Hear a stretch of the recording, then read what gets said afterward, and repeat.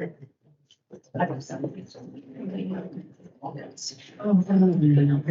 is 9 o'clock and this meeting will come to order. First thing is our roll call and all 5 trustees are here. Our treasurer is absent. All 5 trustees are here and our treasurer is absent. Then the next order of business is the Pledge of Allegiance.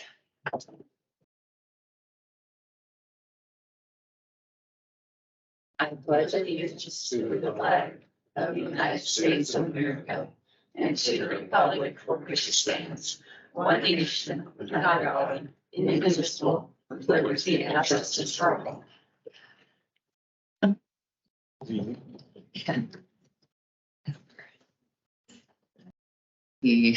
All right, the next order of business is public comment.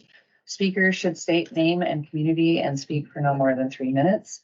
Persons addressing the board are expected to observe a level of civility and decorum appropriate for a public meeting. No personal attacks or disruptions from audience members will be tolerated.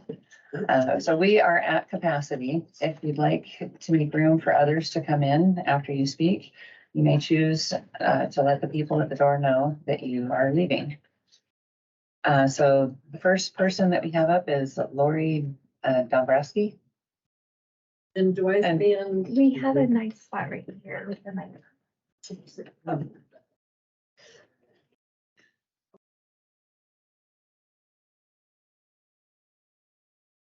I am Lori Dombrowski. I live in Harrison, just a few minutes outside of town up near Harrison Flats.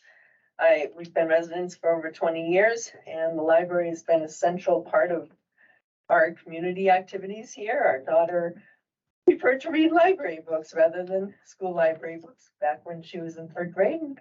Why did you get a C on a report card? Well, because she was reading these books. So it's been a central part. It was part of even deciding to come here. So as far as activities in Harrison, it's a place where we have Wi-Fi, internet service, other meetings. We're a small town. This is where we gather. This is our place. I like reading a wide variety of books.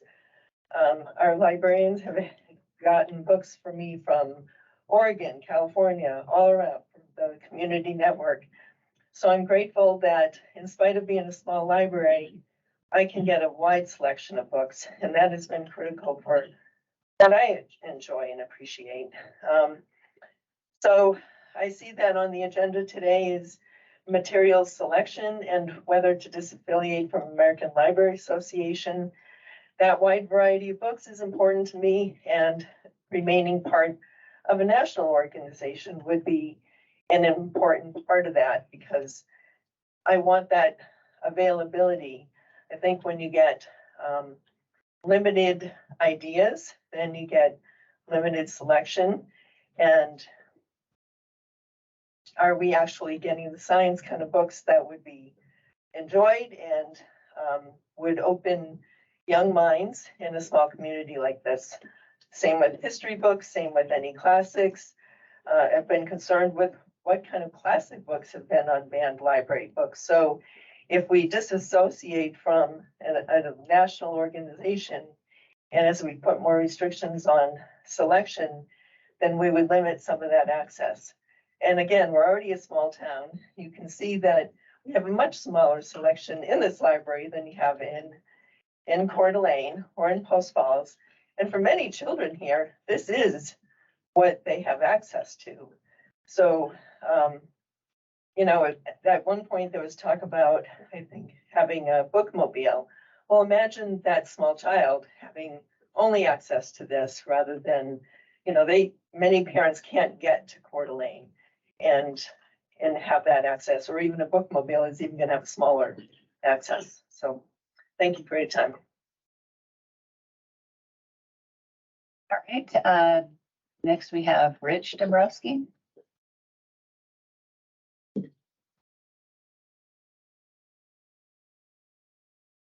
Hi, that was my wife that talked. We moved here 20 years ago.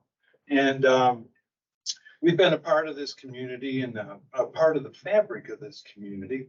And there's a lot of volunteering that goes on here.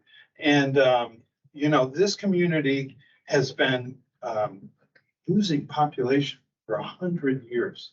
And this is the first time that this area is poised to grow, okay? And to have this library closed down would be a black eye for this community.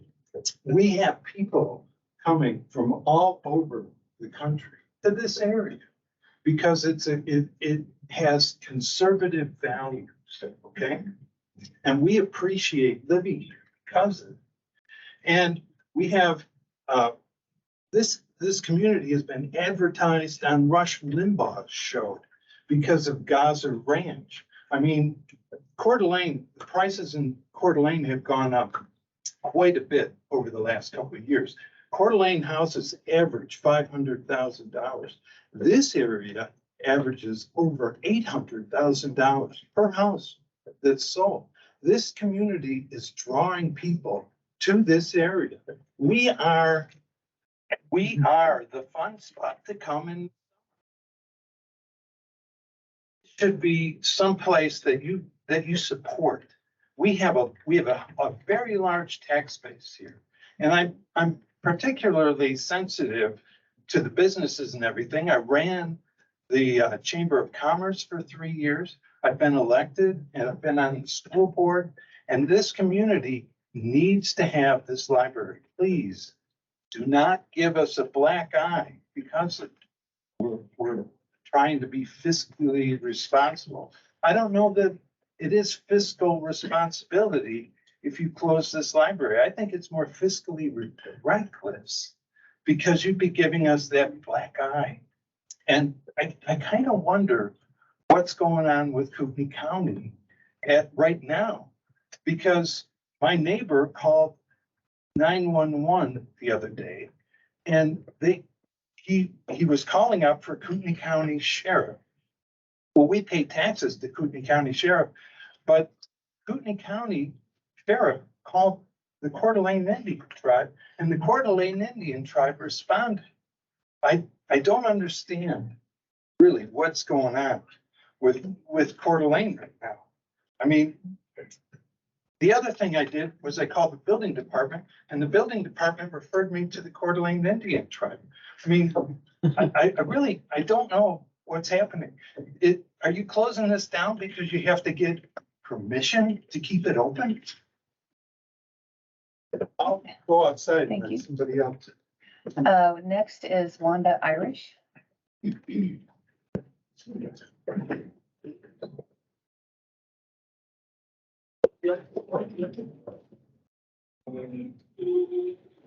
Yes.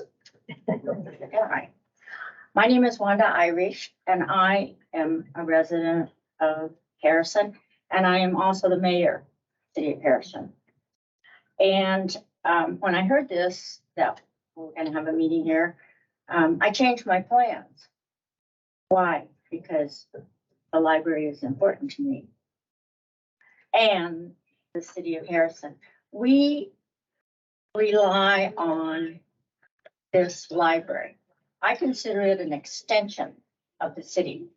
And I think as I look around the room at all of you, you're all elected officials. Well, so am I. And it's hard to sit like you are and listen to us. But I ask that you listen. I ask that you consider what you're attempting to do or looking at doing. I don't know. My husband's family, mother, father, was born and raised in Harrison. They're no longer around. I lived in Seattle for 37 years. And there's nothing like Harrison. Harrison is a home for everyone. We're gonna grow. We got Stonegate. Stonegate, there's 135 lots there. Well, it's not gonna be, it'll take a while for those houses to be built, but they're gonna be built. And we're growing. And as I sit in my office, I look at the people that walk by. Guess who they are? They're a senior. I'm a senior. All right, but a lot of them, they can't. They have to depend on somebody taking them or walking them. And one last comment, how many of you have library cards? Thank you. All right, next we have Mary Byrne.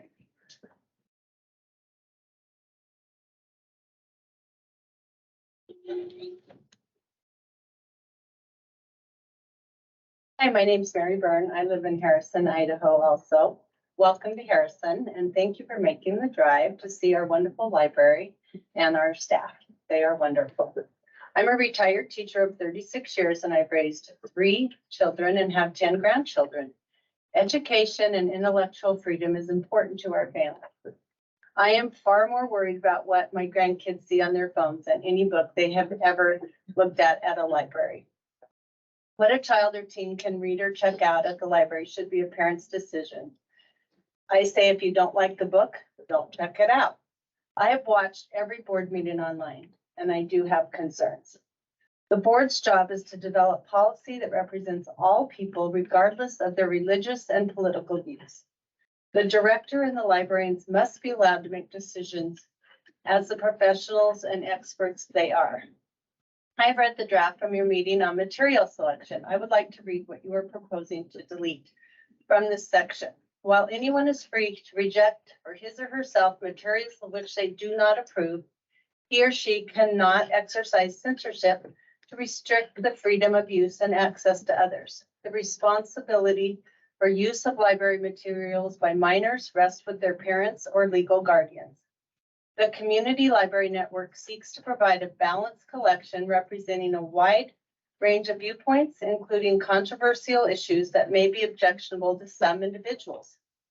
The purchase of controversial items does not constitute endorsement of the views expressed. The freedom to read, along with the freedom to hear and to view, is protected by the First Amendment to the Constitution of the United States. The district subscribes to the Freedom to Read statement and the Library Bill of Rights adopted by the American Library Association.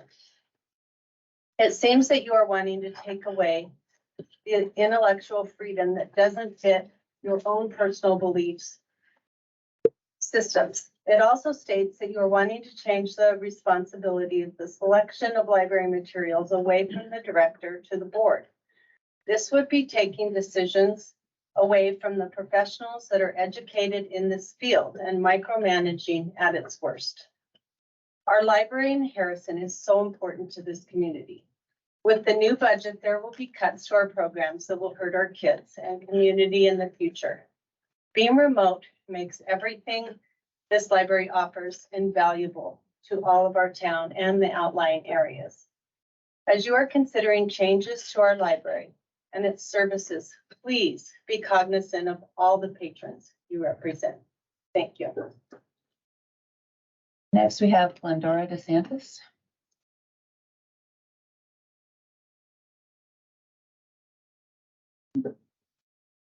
My name is Glendora DeSantis. I live here in Harrison. I've lived here a little over 6 years. This library is very important to us. It's a community within itself. It provides so many wonderful services, and I'd hate to see them cut. One of the services I use is the library loans from different libraries. It saves me time and money going all the way to Coeur d'Alene or Hayden or Post Falls. Also, I receive books from Oregon and Washington. I've received books from Utah, all over, and Montana, and many, many other states. I would hate to lose that connection. My husband has epilepsy and he does not read, but he has started now, and the librarian here has helped him, and now I can't stop him. It's very hard to get things done around the house now because he's constantly reading or getting DVDs. Also, another service that this library offers, which I feel is very important. We have a lot of shut-ins or people that are homebound, and we have wonderful audio service here, books for them, for someone to come in and bring it to them. I'd hate to see that lost too. And we have wonderful, wonderful programs. which I am involved in a few of them, and wonderful children's programs and children's books. And I hope this continues and we don't lose these services. And I hope you understand that and can see the need and the wonderful use we have here, the wonderful librarian we have here. She has done a lot for us and continues to, and I hope this will continue. So I'm going to cut mine short so somebody else can speak. And I do support everything that the others have said before me. And I'm sure what the others will say ahead of me. And thank you. All right, next we have Courtney Brown.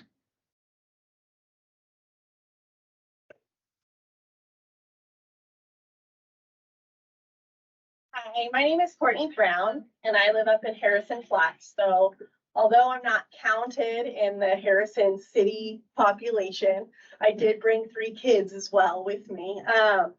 I just moved up here after my husband retired from the military of 20 years. When we arrived, we show up to the library to use their Wi-Fi.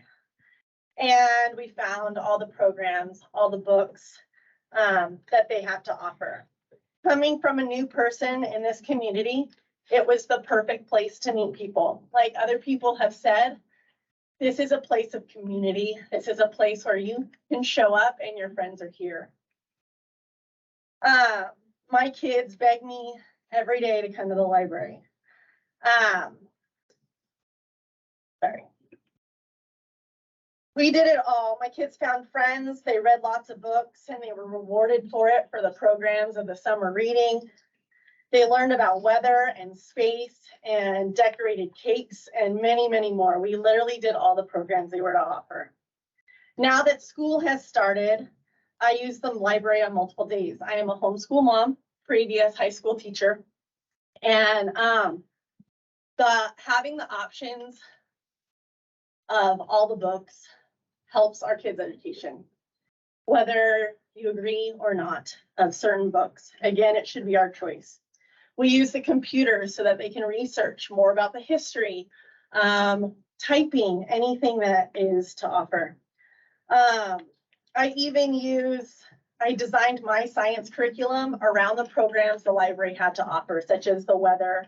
They made barometers, they made thermometers, they made temperature gauges. When we take these programs away, we are abandoning our kids' rights to learn. Even if you agree and understand that cuts have to be made, it doesn't make sense doing it in a small town.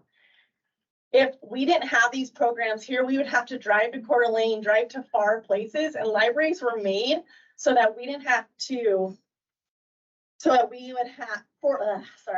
libraries were created by Benjamin Franklin to help our communities, to help people learn without having to spend a ton of money.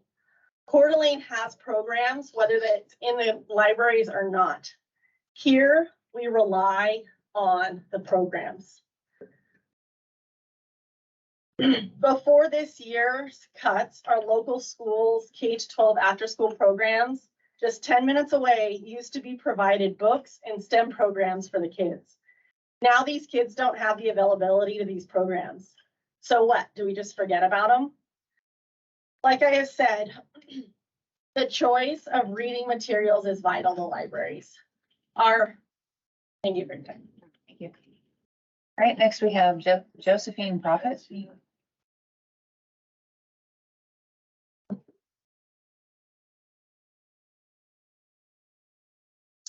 My name is Josephine Prophet. I live here in Harrison. We moved here almost 30 years ago.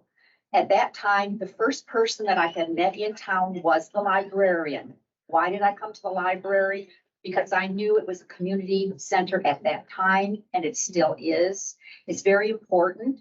I wish I had the passion that the previous speaker had about the children's work here. I was retired when I came here, so unfortunately I didn't have that opportunity. But I feel for the parents who do have that opportunity and want that to continue for their children. So having the library here, and she was so passionate, but it is true that bigger communities have more resources, have other organizations. This is all we have is the library. And I see today that on your agenda, you're going to be talking about leaving the American Library Association. or right or wrong. Some of their policies you may or may not agree with. Like they oppose attempts to restrict access to library services or materials to younger people. That is up to parents. My question is, if you're looking at that as an agenda item, are you really looking at the whole picture? What would be the consequences? Are you limiting access to very valuable information to libraries, to your librarians, to your staff? Your staff is important. Are they going to be losing educational opportunities or other opportunities because of a decision that you would make here today? And as the mayor had said, it's very important to our seniors, especially, and here I'm a senior, you can tell. And even though I drive, some cannot drive. I also understand your position as the president of the city council, how easy it is to micromanage. You love it. You're sitting there, you're telling everybody else what you can do. And that's not your role. Your role is to have a broad policy and leave it to the experts, leave it to your staff, leave it to the people on the front lines to do the work that's necessary. Thank you very much. Next, we have TJ Byrne.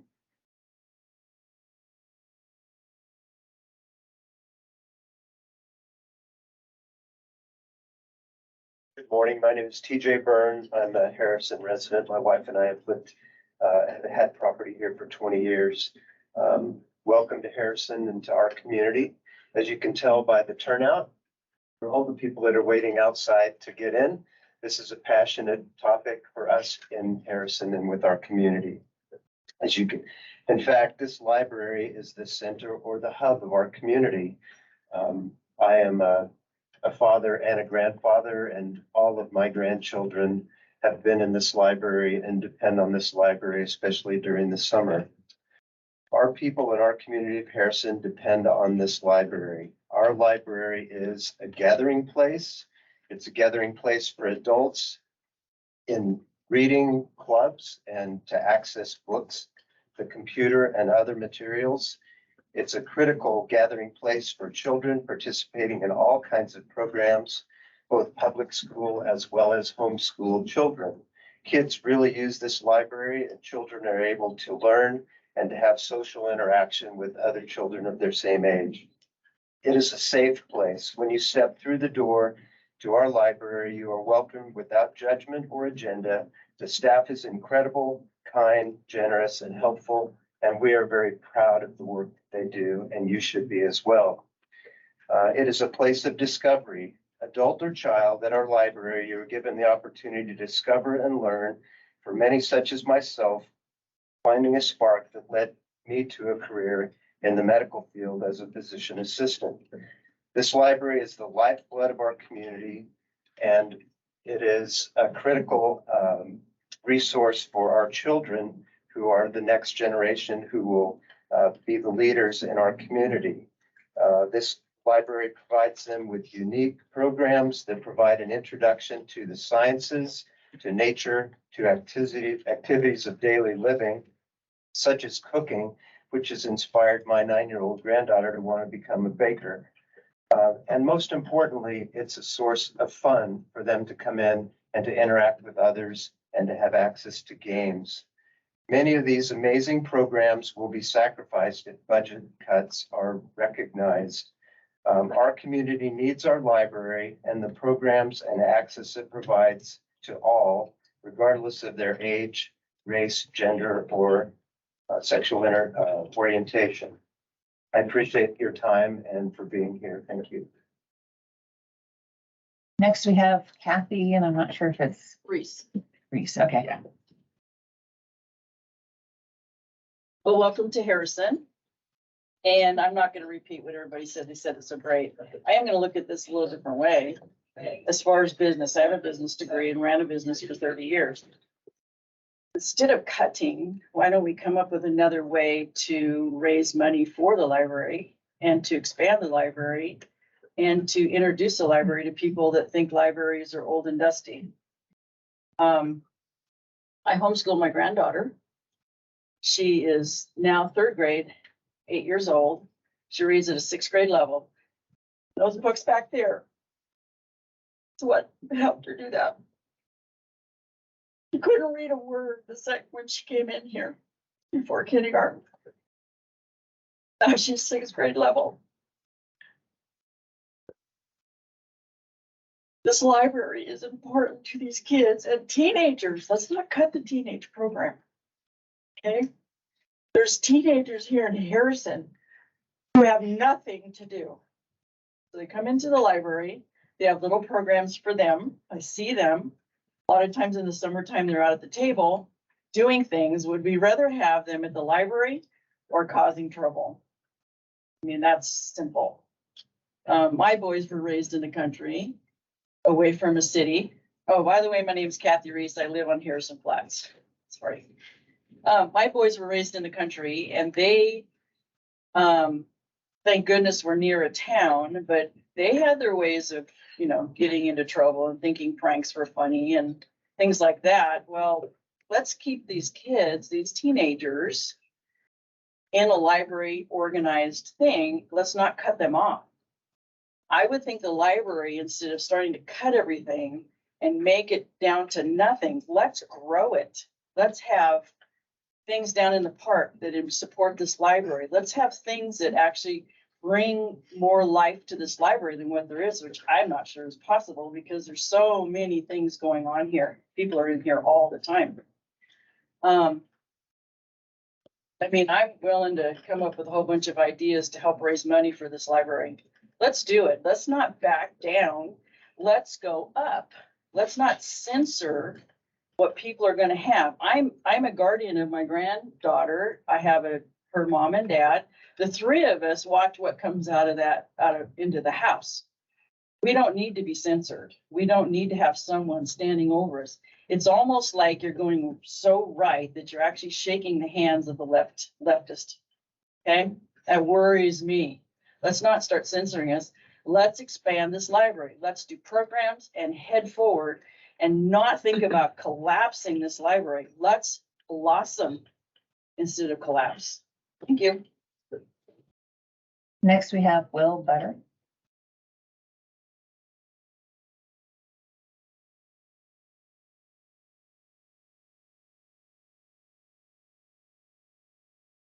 May it please the honor of the board. My name is Will Butler. I'm a resident of Harrison, Idaho. I live in the city.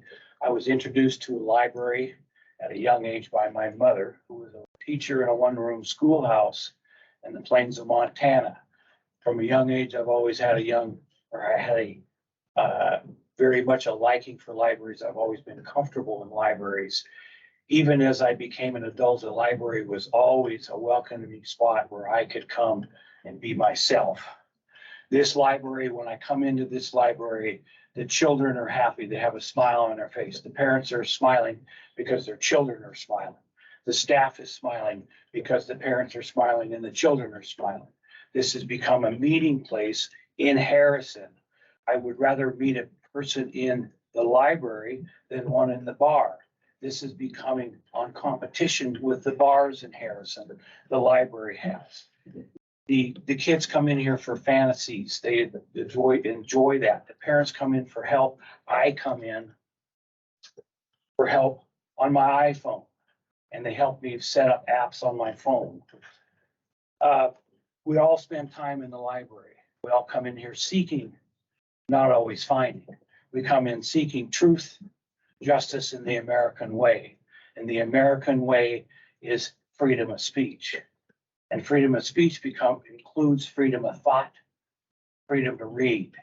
And if we don't protect the right of free speech, means nothing if we don't protect the right of unpopular speech. Thank you. Right, we have time. We have 2.5 minutes. I can Okay. get the next person. All right, Dale Greenwood, Yeah, David. David Greenwood, Harrison, community member up on the Harrison Flat. So I remember growing up with my mom and she would drag me to the library, really drag, because it was kind of felt like a boring place at the time where you had research papers on the World Book and Encyclopedia. So I hadn't been to the library for a while until I had a son. He's 14 now. And so came down to the library in Harrison probably 6 years ago and just kind of was in awe of all the other programs besides the books that you see. He got involved in all of the other activities that you heard the person before me talk about, whether it be space or weather. So now, always watching the news about weather, trying to correct them on their lingo and stuff like that. And also the space program has been really important. So he checks out a lot of books about space now, kind of researches on his own about the different things, gets quizzed by his grandparents about how many moons Jupiter has and the changing, of course, how they change the solar system every year about if Pluto's a planet or not. So just those different activities have been really important as a parent to have those extra curricular activities. As you've heard before, having in a small town, we don't have a lot of the availability of that. When you look at Post Falls and Coeur d'Alene, I work with 90% of folks from those communities. Obviously, rapid growth within your network, so that's a tough balance there. But they have the Croc Center, the YMCA, and other programs for those kids to do after school. Here in Harrison, we don't have any of those types of programs. So I think with the library filling that need as a parent, we're able to encourage our kids to develop interest. At the school is one thing where they can learn, the basic curriculum and basic stuff, but a lot of kids need to explore other things to develop their interest for them. Also having a son with autism, these different programs, autistic folks obviously have social differences and hard to interact with people. So I think having the library here and encouraging his interaction with kids his age, but also, as you heard other folks talk about, grown-ups, and kind of have that sense of, as they see Austin on the street, they can say hi to him and he can have that interaction, which is obviously difficult for him. So I just encourage you with such a small community, keep the after-school programs for the kids. It's vitally important. There is no replacement in Harrison for those types of activities. Thank you. All right, thank you everyone for your public comments. It's obviously that this community loves their library. Next, we will have. Excuse me, I would like to talk about a point of order. I'm sorry, real quick. I'm gonna run out to my car. I have to go get something. I forgot something in there, so. Okay, point of order. Yes, this comes from our last meeting. I brought this point of order up and I'm still quite concerned about it. Point of orders I- are brought up at the meeting that they're. I understand that, but I'm According- very concerned. I'm Hold on. very, Robert's no, rules I am, says. excuse me, I am very concerned about this point of order. I am very Then bring concerned it that up at the end and we will. no, find I'm a time very to discuss concerned it. that it will happen again at this meeting. Okay, well, we can discuss it once we get to the board procedures. Okay, I would like it noted that I am not allowed to bring up a point of order that I'm very concerned about. Okay, well, according to Robert's rules, point of orders are brought up at the time that they happen. Otherwise, they're, I guess, not. I am very concerned that it is going to happen again. All right. Lucy, do I have pass up here? Yeah. All right. All right, for board procedures, let's see. The point of Robert's rules is to make sure boards can get their business done in a timely fashion according to the majority of the board and balanced with everyone getting the opportunity to voice their opinion. Can't hear you. But not endlessly or indecorously so that the minority thwarts the work of the board and or the majority. Being heard doesn't mean you control the outcome. We need to work together civilly for the good of the library and the community. Members yelling, talking over each other, incivility, talking out of turn, heightened discord, attempting to thwart the will of the majority of the board, all contribute to board dysfunction. We need to make some changes to restore order and a working environment at our board meetings. Civility and decorum are required. My job as chair is to maintain order so we can deliberate effectively. This may seem awkward or uncomfortable for a bit, but seems necessary to become a better board. Robert's rule states the two procedures in the resolution as ones that will help the Board of Trustees to behave calmly and productively. And were those sent out? Right here. Yes, I think so. Okay. The resolution. It's on the back of the third page.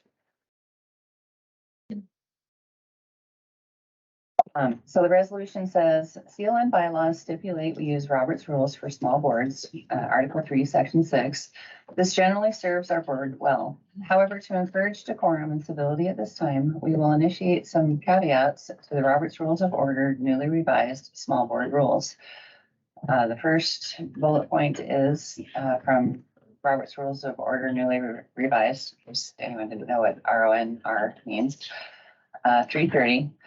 Obtaining the floor. Those wishing to speak must be recognized by the chair before speaking by, and then whatever you guys are comfortable with. And the second bullet point is from 312 in Robert's Rules. Address the chair. Members should address the chair rather than directly speaking to each other and should avoid using the names of board members. Okay, so I guess we will. I have a point, I have a point of order. I am asking now, have you just, is this, you presented this, or you just, is this discussion? And then we will look at the resolution. I have a tremendous number of questions about this. So what? Is this open for, is this open for discussion? We haven't had a motion of any sort. I would hope that we would have it open for discussion first. Yes, it is open for discussion right now, and then hopefully.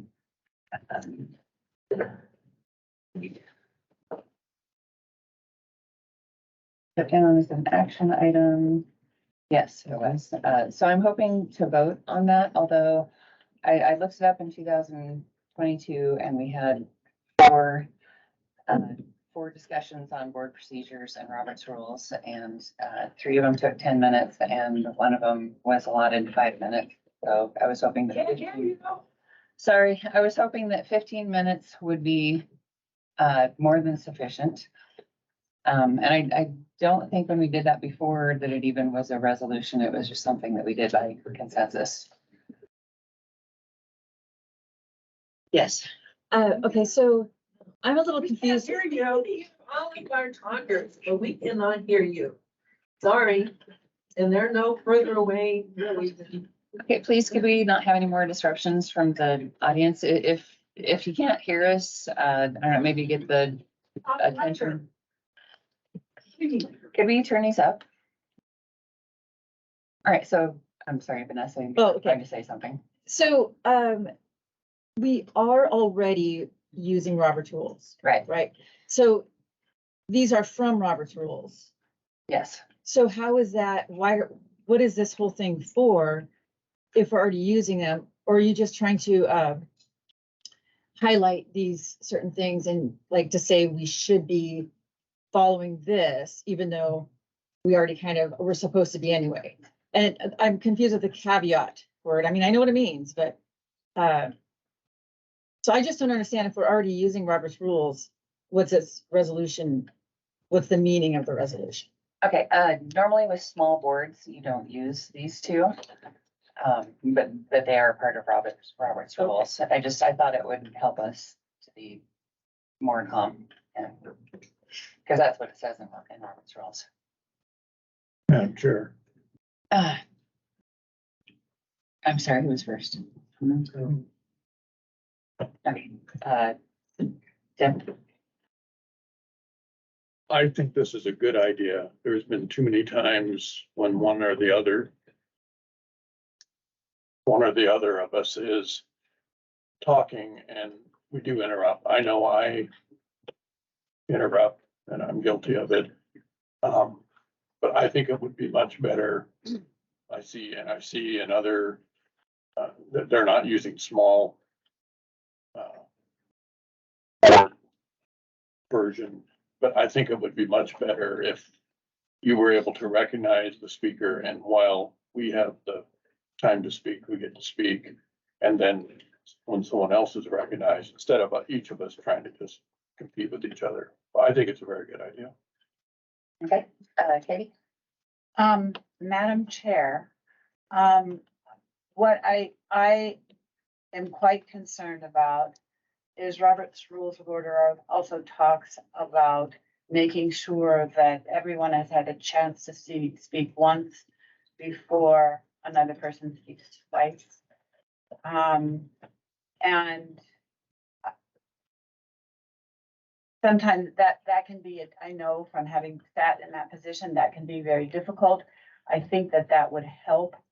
If I had, that is the responsibility of the chair to make sure that happens. If I had some reassurance that each one of us would be offered the opportunity to speak once before someone speaks twice, and then before anybody speaks a third time, that each one of us is offered that opportunity, that we don't have to compete by raising our hands. By either by the chair keeping a checklist or by us rotating. It is, I know that some people don't like the competition. So I would request that we have some way of keeping track of a first round, a second round. And I think that would help with the interrupting as well. Okay, we can discuss that. Tom, you haven't spoken yet? You have? No, I'm just curious. Is this in addition? We have a small typed up piece of paper was given out inside of my first day on the board, and it shows the differences for small boards versus larger boards. Is this going to be added to that sheet of paper so that we are all following the same set of rules for the meetings? Yes, I think that would be an excellent idea. Okay. And then the other thing I had to say was, I don't think we've had an issue with anybody, I don't know, not being able to speak when we talk about a particular issue. I don't think we should make it too stiff and rigid where if I have a comment about something and then I've had my say and maybe the discussion goes on, I think it's kind of clumsy to have to go, okay, do you have any thoughts on it other than looking for who's raising her hand and wants to ask something? But if Katie then wants to say something, everybody should get a chance to at least speak once or twice. But I don't want to be so stiff and rigid and formal that we can't have a reasonable conversation. But I agree, no one should be given the floor nonstop and back and forth, and somebody else is squashed and not able to speak. So that's all I have on this. Okay, Katie? I think that to slow things down for the board chair to keep track and to ask members to speak if they haven't spoken would be a great way to encourage discussion throughout the board. People can easily say no.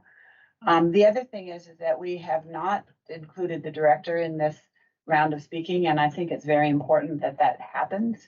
And I have seen the director try to get the chair several times and not be able to do that. And so what I would really love is for us to make sure I don't think it's too stiff to keep a track of who's spoken and ask them if they'd like to if they have anything to comment before we move on to the next round. Okay, when we were doing rotations before, it ended up taking a long time because people would get the floor and then explain for like 5 minutes how they really didn't have anything to say. So I think that if we had, several people want the floor at one time, whoever hadn't spoken yet or had spoken less frequently than the other people, then they would get the floor. We just had a round where we did not ask the director if she had anything to say. Okay, I've been told by several people that the board meetings are for the trustees and that we can invite the director to speak. Did you have anything that you wanted to say on this? Yes, I had mentioned and I sent a note to you yesterday about the job description for the Board of Trustees. It clearly outlines in the summary that the board works with the staff, works with the director and administration, as well as members of the community. So I think going back to the very core of the role of the trustee is to solicit those opinions. Again, there's such a wealth of education and experience that the staff have. It is disingenuous of a board and trustees to take action over without the information that that resource brings, without the practical experience that that resource brings. So it really is in collaboration. And so I'm just going to comment that I don't know that I'm hearing that from your comment, or that I've really seen the board work in that way. I think there is a need for more order. But I really think that the core issue comes down to a level of respect. I think this is a proposal that adds a lot of formality, but at its core, it's a question of the fact that there are many times that this board is not acting respectfully between trustees or respectfully to staff. And so I don't know that adding a resolution is going to get at the core of the issue. Go ahead. Oh. No, it was my, and I have to go back and look at some notes. It was my general understanding that the library director is a participant and a board member, just not a voting member. So is that correct? Is she? I'm not certain of that, so. Yeah, correct. She does not. But she's a regular board participant, no different than us, other than the fact she can't vote. Is that correct? I'm not certain of that, but I'm asking. So officially, I'm an employee of the board, and officially by statute, I'm also secretary for the board. I am non-voting. The treasurer is an appointed position. Exactly. And so the elected board, if you want to characterize it in that way, is the trustees. Yes, Vanessa. I believe in spirit, she is part of the board, as is different, but the treasurer also gets to speak, you know, if it's something that I assume has to do with the treasurer. So when it comes to resolutions, what's the difference between us having a resolution or just a consensus to follow this or have this part of our meetings? And if you could explain a little bit more what exactly a resolution is to the board. Well, I just thought it was something rather than like a policy. It's not for the whole library, and it's just for the board during board meetings, I guess. So the difference between this and a consensus? Is this some sort of You know, binding? I'm not really sure the resolution is even necessary because we hadn't done that in the years that I've been on the board. Okay. We didn't do a resolution. So this might be a little bit more formal than we need to be. I just thought it's maybe more searchable or, anyway, and we don't have to do this forever. I was thinking, you know, let's try this for, 4 or 6 months and, we can just have an automatic sunset resolution on it. So say it, automatically sunsets at the end of February if we don't revote it. And I just thought we'd try it. It's what Robert's Rules recommends to help people to be calmer. And You mean this part or the resolution? I mean, doing it through a the resolution two- or the two things? the two procedures. Okay, so Robert's Rules recommends these procedures, but not Right. necessarily the resolution. Right. Thank you. Sure. Yes, Mr. Voss. I would think that we would want to put this into the bylaws in section for following Robert rules, but maybe not until after we've tried it for a few months or something. That's another possibility. But that's a bigger deal to change bylaws. And I think that the bylaws do say we follow Robert's rules for small boards already, so this is probably just a fine tuning part of the small board rules, I think. So I think that's already in the bylaws. Not this part. Not this part, but it just says so if this is a part of Robert's rules for small boards. It isn't. Okay. Yes. I would like to say it is a part of Robert's Rules for small boards, newly revised, because I looked in it and I looked these two up and it is there. I don't have any problem with us establishing and maintaining a way to keep decorum. Absolutely not. And a way to be respectfully heard from. I am very concerned about the statement that this director isn't included. It feels like silencing the staff. And that has never, ever been done before on this board. So I'm quite concerned about that. And I'm glad it was addressed. I don't think we need to add this at all. We have voted to adopt the bylaws, which state that we will use Robert's Rules of Order newly revised in its entirety with the adjustments for small boards, which are just very small, but we use the entire book. And these are in the book. To vote on them using them again is incredibly redundant. It doesn't hurt anything to do it, but it doesn't do anything to do it either. It is our responsibility to operate under Robert's Rules of Order newly revised based on our bylaws. Okay, our bylaws say for small boards, which does include the whole book, but the whole book does say that small boards don't usually use these two things. So our timer went off. I think we need to wrap it up. I guess we could just do this by consensus rather than having it be an official resolution. So do we have agreement on that? Aye.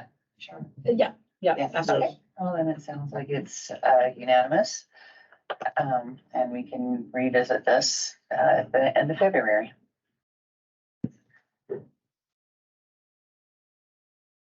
Okay.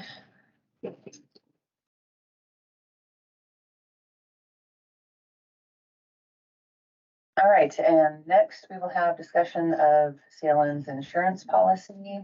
And Alexa, would you like to start that? Sure. Thank you.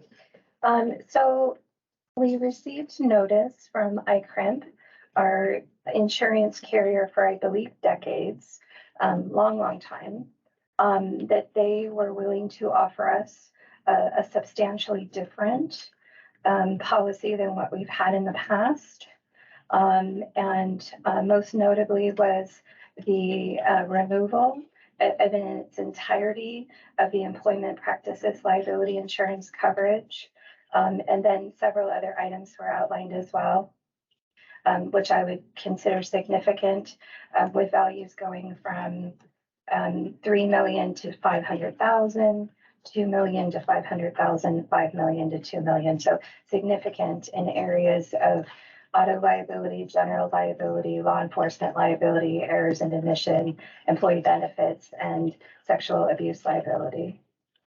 I did begin a conversation with the executive director, Tim Osborne, with ICRIMP, and I sent a memo out after that meeting. Essentially, it states that he cannot disclose what the board or the underwriter's reasons were. The letter alluded to fairly general risk. He did confirm that renewals are based on a review of prior claims and risks. I've included in your memo the appeal process, which we also talked about. So it is possible for the library board to appeal the decision. It's also included in your packet, so pages 5, 6, and 7. Director Osborne did kind of explain the appeal process to me, and he has seen policy changes reversed. He stated that appeals were reviewed on a case-by-case basis and described ICRIMP's board as composed of elected officials. I inquired about who does the appeal process or represents the board. And he said, while attorneys or staff may give an oral argument in an open meeting, in the appeal decision and appeal process, he's observed the most success coming from elected officials speaking to other elected officials. So I have additionally, in light of this change, contacted our insurance broker, whom we've used for over 20 years as well, Payne West, and they have begun reviewing some insurance options for us to move forward. There's basically two paths that I have been working with. One path would be to have essentially keep what ICRIMP is offering and then round out what we're used to in coverage, but by having a supplemental policy, or completely moving away from ICRIMP and being insured with a company or business. So those are two items that are currently being looked at. We should have more information and a presentation at our regular board meeting, I believe on the 21st. And any information that I receive in advance, I'll send it through email as well. I did inquire quite a bit about what were the reasons. And I did mention to Tim Osborne that, and I would just point the board to also on page 6, it does say that the members or the library network has to cooperate fully with ICRIMP's attorneys in activities relating to the purposes and powers of ICRIMP. It does, section D says to make a good faith effort to follow loss reduction risk management made by ICRIMP. So there were a couple items that I did go over. And I said, it's difficult to form an appeal, which outlines that it needs to be with a specific basis for disagreement when we don't know and they won't tell us what they perceive that risk is. And so I did go over those two items, and he just mentioned that, the board's next meeting is on October 25th. The ICRIMP board's next meeting is October 25th. He mentioned that the appeal is in open meeting. Sure. I was gonna ask, Alexa, on your letter, second paragraph, you said, renewals are based on review of prior claims and risk. So I think you just maybe pointed out a risk that we aren't cooperating or they perceive, but what about prior claims? Is there any, did the library have any claims in the last few years that were? Not to my knowledge. I believe there was more than 2 years ago, one minor automobile liability coverage, but other than that, I don't think it was anything significant. I really tried to politely, respectfully get at the employment issue. It seems noteworthy to me that the employment liability was completely removed. And so the others were significantly reduced, but we do not have currently an employment claim. Yeah, it does say in here that ICRIMP's action is not isolated to community library network. So it sounds like they may have done this with a lot of. Yes. I actually spoke with somebody that's on the board, and if people don't know, the ICRIMP board is made up of elected officials statewide. And we have been singled out. Not exclusively, but I was thinking maybe this was kind of across the board, but we have been singled out. I did not get more information than that because I kind of thought there's certain things I can't ask, but I did ask that question, and that was told to me. And if I could be recognized. Yes. Okay, thank you. And I also kind of asked about that too. And in your packet, you did get a list of other adjustments and policies that were affecting all policies. So did you not? I didn't include it in your packet here. It was in an email that was initially the ICRIMP offer, and it had the full joint powers agreement, and it had several attachments. And so there were changes that ICRIMP is making globally to everybody in Idaho. But what I heard in the conversation from Mr. Osborne, Director Osborne, was that it's on a case-by-case basis, and it's reviewed annually. And I will say, I also kind of questioned, let's just say that, we do a supplemental plan. Is it possible for us to get back in the good graces, or if there are no risks that are proven or no claims that are forthcoming, could we possibly be reevaluated for our risk? And he said it's on a case by case basis and it's annually. So it's a determination by the board and a review of each agency, and if that makes sense. So it is possible for us to, if we don't have employment claims, if there's nothing that pans out. But I will say, I do think that there were two things that stood out to me and that I did mention and talk with him a little bit about. We have had essentially a newer board.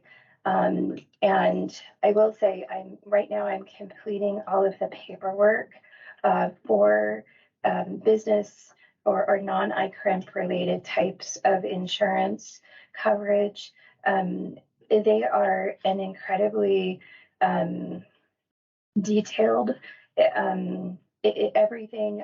One application I'm filling out was just for supplemental. It included everything from, our financial information to our website, to our number of employees, to the tenure of the board, the tenure of the directors and key employees, prior claims. So it's a very time intensive. The latest that we have never had to provide is the name, date of birth, and driver's license numbers of all of our employees that drive. Historically, ICRIMP has only required that for commercial drivers. And now we're really going to, it would be a significant change for our organization. Other insurance carriers have requirements. I believe we'd have to really evaluate our personnel policy. It would be a significant and sweeping change for us to go to the commercial insurance market, or more broad commercial insurance market. Ms. Blank? So I have a number of things I'd like to bring up. I don't know how we can do this, but I would like to see what would be red flags. And obviously there are red flags. If we have been singled out, there have been things that have happened. Can we identify what things those are that have happened? One of my concerns is, as was pointed out in the joint powers agreement under 2C, to cooperate fully with ICRIMP's attorneys. This is what we are obligated to. This is what we have signed in the past, that we are obligated to cooperate fully with ICRIMP's attorneys, claims adjusters, and any other employee. But we turned down, as far as I remember, we turned down as a board via our chair, refused to talk to the attorney that was given to us. And that attorney was particularly concerned with employees, employment issues. And I'm really worried that if we didn't cooperate, and consequently that may be one of the things, one of the red flags for, because what they say is is the result of increasing risk exposures. Well, if we refuse to listen to them or talk to their attorneys that they've given us, that would, if I were an insurance company, I would be very concerned. And then to not go back and say, gosh, we apologize, which is D, to make good faith efforts to follow, to do what we need to do. It's like, oh, wow. Also, we have made statements in our board meetings recently concerning things that I don't know if ICRIMP would cover. Do they cover us in regular legal claims, like if we violate First Amendment kinds of things? Is ICRIMP then responsible for covering us? That's a question I have for our director. Or can you please ask the director? Can the chair please ask the director? I would like to know, before I finish speaking, I would like to know, is that something that we, is that something crimp would cover, so that if we talk about violating First Amendment, is that gonna be the kind of thing that sets a red flag up to ICRIMP? I'm just trying to look at red flags. Okay, so I don't recall the board refusing to speak with ICRIMP's attorneys, and another point was that if our insurance ends on October 1st, we don't have time to appeal it. So, Director, please. Yeah, I mean, you can accept, so you have, I guess, as the ICRIMP director kind of explained to me, you can appeal it, you can take it, or you can leave it. That was pretty succinctly stated by him. So those are your options. You may be able to, like I said, after our board meeting, consider a supplemental policy or something like that while we appeal items. Like I said, you can still take a portion of the ICRIMP policy. You know, ICRIMP did not make any changes or suggested changes to our auto liability and some of the other items. It may be possible to, for lack of better phrasing, like an umbrella agreement. You know, it was concerning that all aggregate liability indemnification went from 5 million to 2 million. So, you know, something that would cover general liability and things like that. So our broker is really the expert on insurance and will be able to explain in more detail. But essentially, you will need to figure out something or make a decision for insurance. And it can be to appeal, take, or leave. Okay, and we'll do that at our regular meeting on the 21st. That is what my hope would be. All right, Mr. Floss? Sure. Trustee Floss? I would push back on what trustee Katie said with We're not use names in our new. Yeah. We are not we're not obligated to cooperate or work with an attorney from ICRIMP unless we have a claim. There was no claims. This was just voluntarily giving us advice, but they shouldn't give us demerits for not inviting them in and talking when we don't even have a claim with them. So I push back on that. I would like the board to direct our director to talk with another broker. Redmond Insurance has worked with other districts in the county to provide private insurance. They're a broker and they've got multiple companies, maybe similar to Painless, but I would like to start ask to have the director start another request for quote or with Redmond Insurance, because they have done this for other districts. Okay, yeah, I've heard the same thing, and actually I asked her to do that yesterday. So, yeah, I'm not sure how to address people without using their name. This is well. With another trustee in a hot pink shirt. Please speak. Okay, so I do believe that an insurance company's attorney would absolutely want to talk to an entity that they're insuring before a claim happens. They do it in case they see a potential for a claim in the future, and they do that to try to stop the entity from making a mistake that could turn into a lawsuit. So they would definitely have concern if we were turning away advice from them. And I believe it was at the Chamber of Commerce. Is that where we were? In meeting that it was talked about that Chair had turned down the ICRIMP lawyer from coming to talk with us or Zooming in or something like that. And then as far as, so I'm not sure, we don't have time to write a letter to try to appeal this, or I wasn't sure what the outcome of that conversation was. Director, please answer that.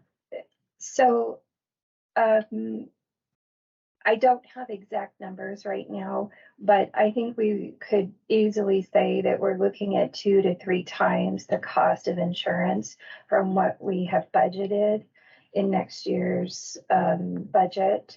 ICRIMP is inexpensive in comparison to what's available on the larger market. And so I think it would be in the district's best financial interest or fiduciary responsibility to, if possible, to at least have a conversation with ICRIMP. And, you know, we will have more information, but I suspect that you're looking at somewhere between 25,000, 50,000 for a supplemental policy. We're currently paying a little over 50,000 for ICRIMP. And I think a private policy would probably for everything would be about 3 times what we've been paying. So I would recommend us doing what we can to identify what our issues or our dysfunction are and to make the strongest appeal that we could. And again, I'm going to say that from a pretty financial decision. You know, we just went through the budget process. So you guys know how difficult it is to identify $100,000 in our budget. And so I would strongly encourage us to at least go down that avenue. And if we don't get anywhere, then that's fine. But we may leave the door open for future access again, which again would be in the best interest of the district. Yes. So, Madam Chair, I have one question for the library director. Is there any possibility, given the short fuse on the time frame for the insurance, that we can extend for an extra month at the current rates while we figure out between appealing things and looking at other options? Director, please. I can ask, but typically the policies do start with the fiscal year and the financial charges and everything are tied to that. Yes, Trustee. So first of all,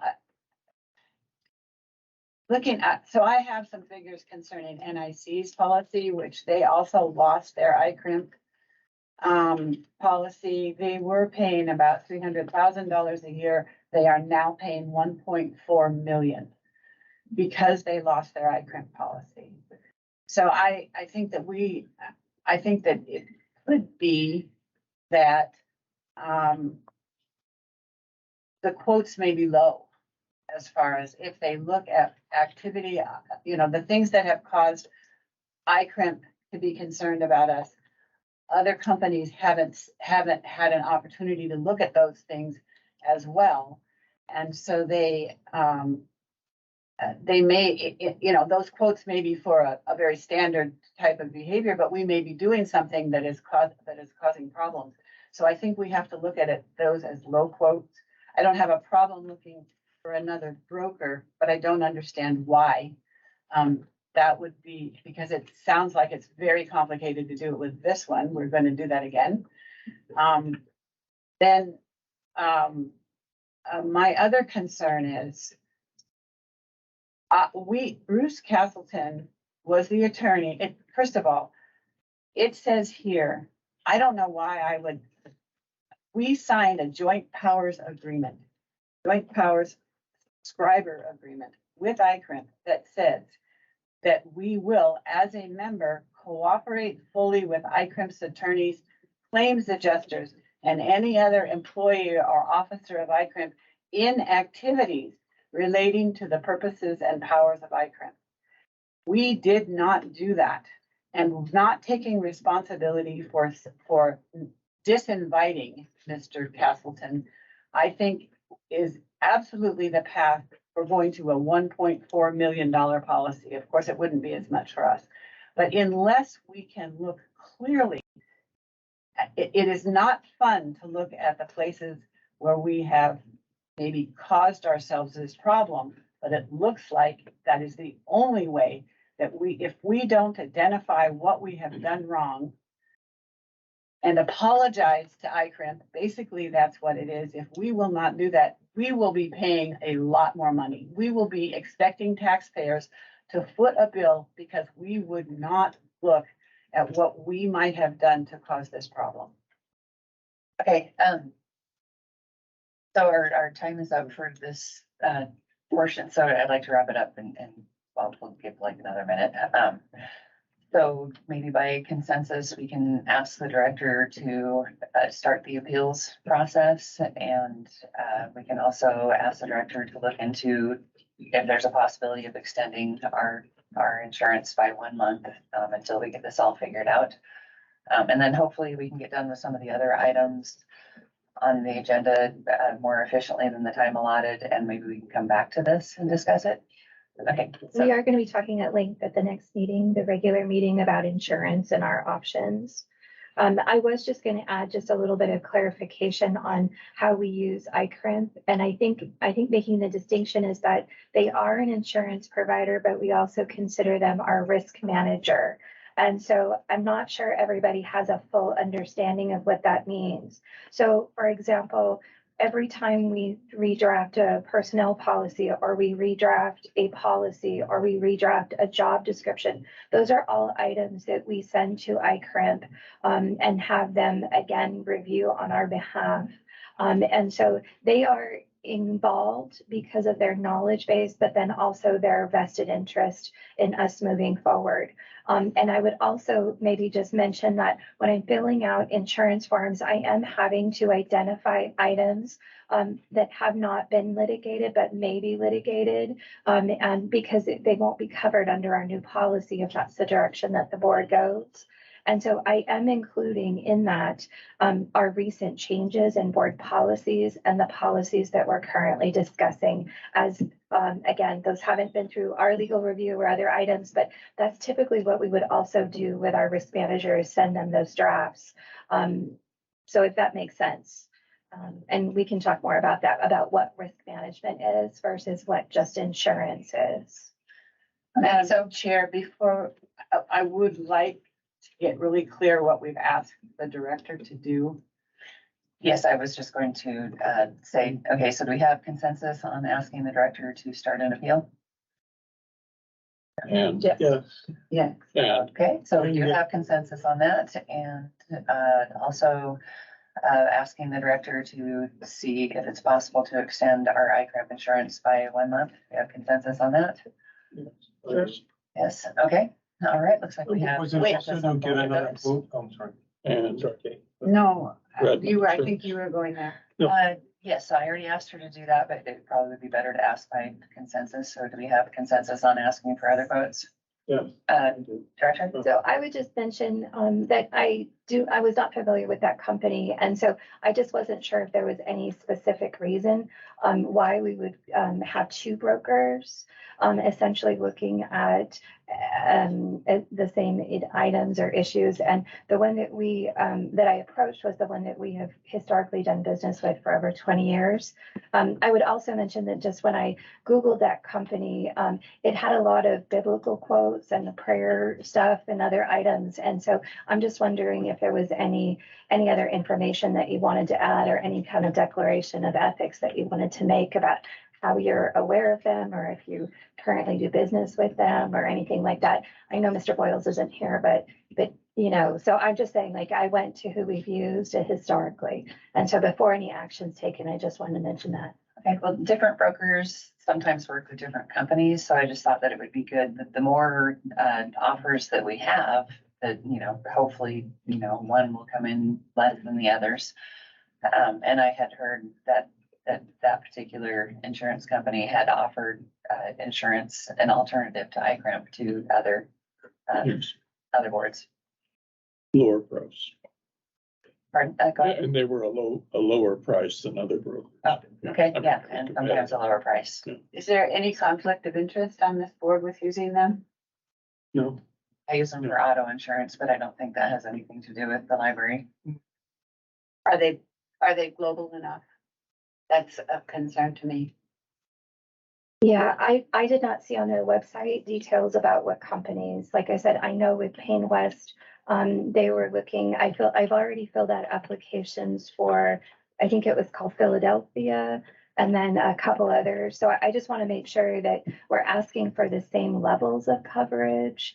And like I said, because Payne West was familiar with and reviewed and and helped us create what we were getting through iCramp and all of those levels the same. So it essentially will be twice the work for me to have two brokers working on this. And so we have an extremely short deadline. There's no guarantee that we're going to get an extension. And so I will bring what information I can by the 21st, and I will do what I can. That's about all they can promise. Okay, yeah, if the Redmond Insurance, if they had something that was less than iCrimp rather than 2 or 3 times it, I think it would be worth it. So, anyway. I guess just clarification. So we are still, my assumption was that we were looking for the level of insurance that we've had with iCrimp this fiscal year. Yes. Okay, I just want to make sure. Okay, so then, if we have more discussion on that and we get done with other things early, then perhaps we can revisit that. It is now time for our tour of the Harrison Library.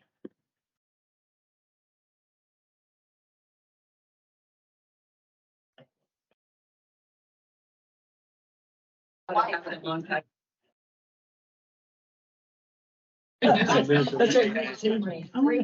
right, so we will now begin our discussion. Excuse me, could we please have the audience quiet? Thank you. Oh, we started the meeting. The audience, please be quiet. Thank you. All right, so now we will have our discussion of the materials selection policy.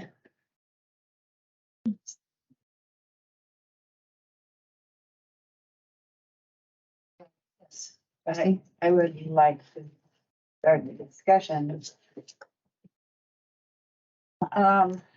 To look at the first part, which we worked on last time, which was changing the section on responsibility.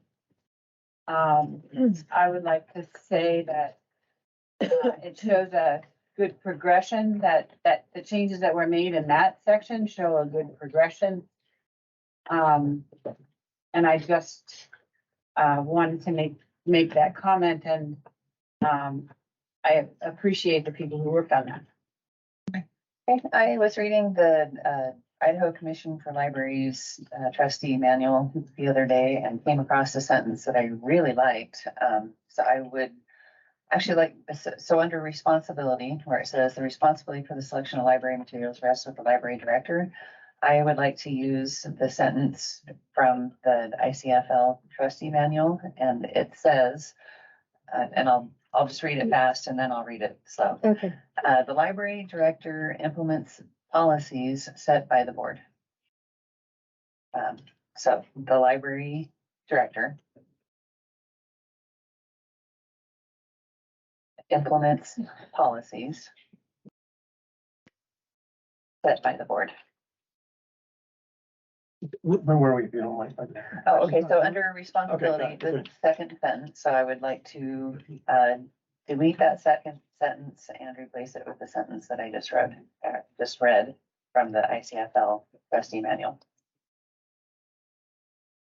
Do you know what page that's on? 21.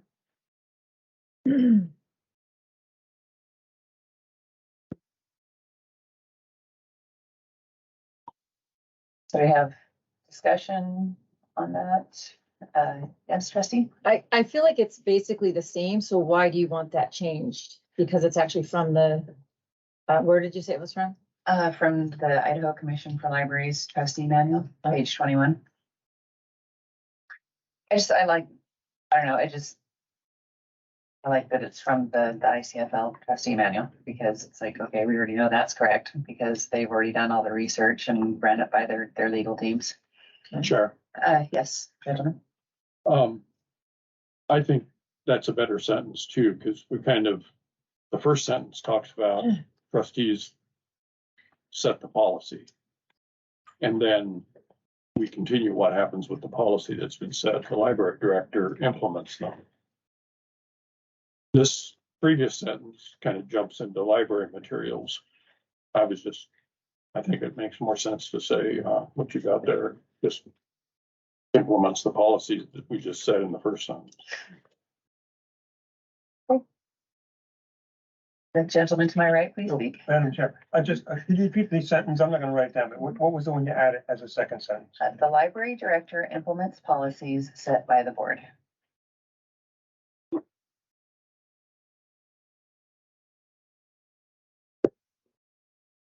Yes. Once again, I do not want to, approve a policy, and we don't have an action item today, but I don't want to approve a policy until I have seen. I appreciate what you suggested. I do not want to approve a policy until I've seen it. I would also like to show this line struck, and I would also like to, end the addition. I don't mind the addition. I'm not sure that striking the other line one of the things it seems that we are doing with our policies is taking away clarity for the director or for the staff, and that concerns me. So I would like to, I'm not necessarily comfortable with I don't have a problem adding what you wanted. I'm not necessarily comfortable with taking out that other sentence, and I would like to hear from the director, if our director would have anything to say on that. Director Hoy? Oh, sure. Well, I think, I was just reading the entire paragraph that came out of and like the section. And I would just maybe, this was under the orientation page. And so it's very general. And it's basically just the opening and a bulleted list of comment. There's an entire section on the board's role when it comes to collection. And so I think, maybe reviewing that section in the Commission for Libraries in its whole might also be helpful. What page? Yeah, let me. On page 21. Yours changes. Her changes on 21. I'm wondering what she's referring to. Yeah. Sorry. I flipped through it a second ago and saw the whole section. Because it had the freedom to read and it had intellectual freedom and there's a whole section in here. Maybe I could look at that heading.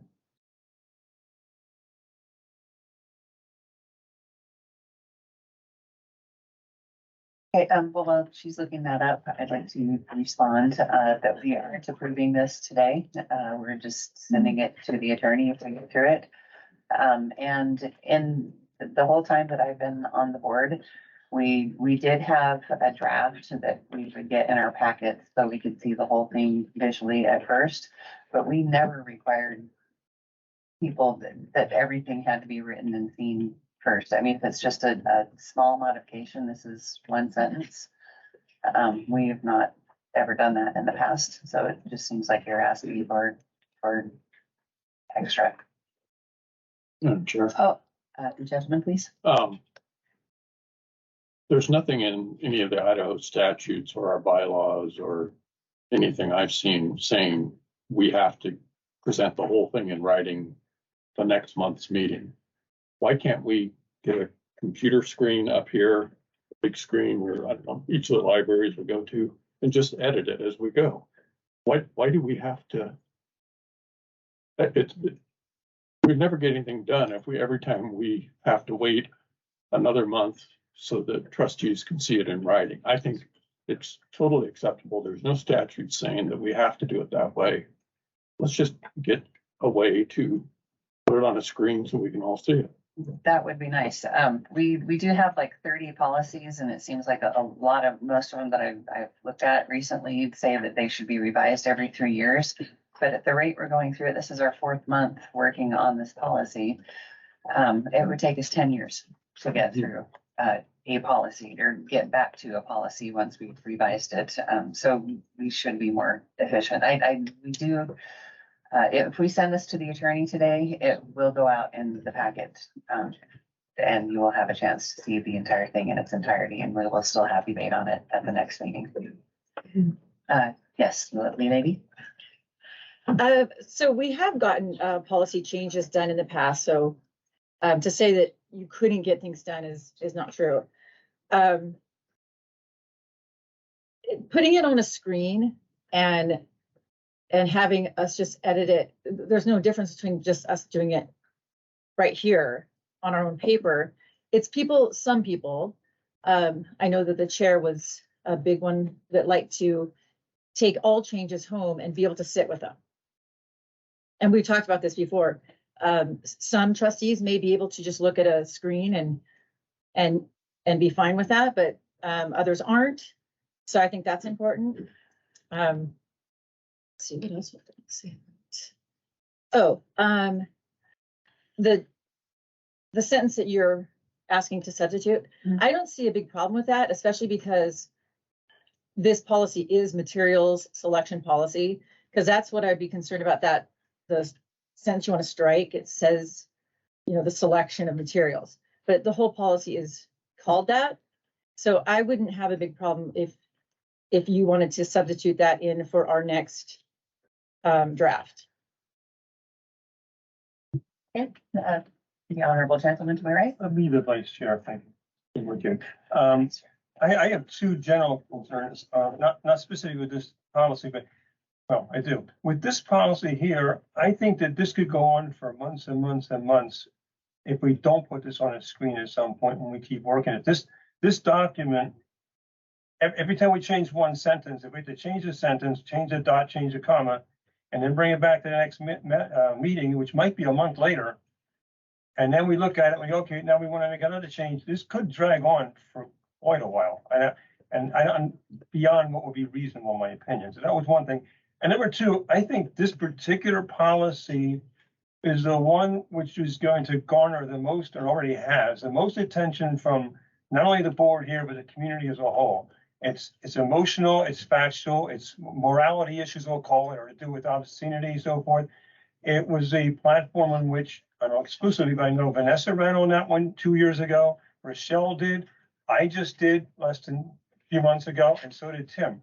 So this is probably the heart of what put me in my chair and a couple of the people on this board. So I think this is going to be, this is a big one. And so it's a big policy, in my opinion. I have quite a few changes I want to see in it, and I'm not even finished with them either. But so that's all I have to say at the moment. Thank you. Oh, yes, the honorable. I think you could just say trustee blank. It would just work for me just fine. Or whatever. You can even call me Katie. I think it's awkward what you're trying to do. If I was going to say that I know that there may be other places where other organizations that are able to put stuff on the screen and change it as such. I do believe that it is, especially as was just described, if this is such an important one, then if it takes a long time, it does. And if there are a lot of changes and it looks like there are more, then I believe that we owe it to this community to really be able to look at it. Please don't try to ramrod it through. It is really important that we look at it carefully and that everybody be allowed to. Making a statement to send it that we will be sending it off to the attorney today, it makes me nervous. It's given us absolutely no time with the amount of changes that are being looked at here and the implications of them. And frankly, I think some of the implications of the changes that are suggested here are some of the red flags that our insurance company has seen. I think we need to be very careful. And I think if you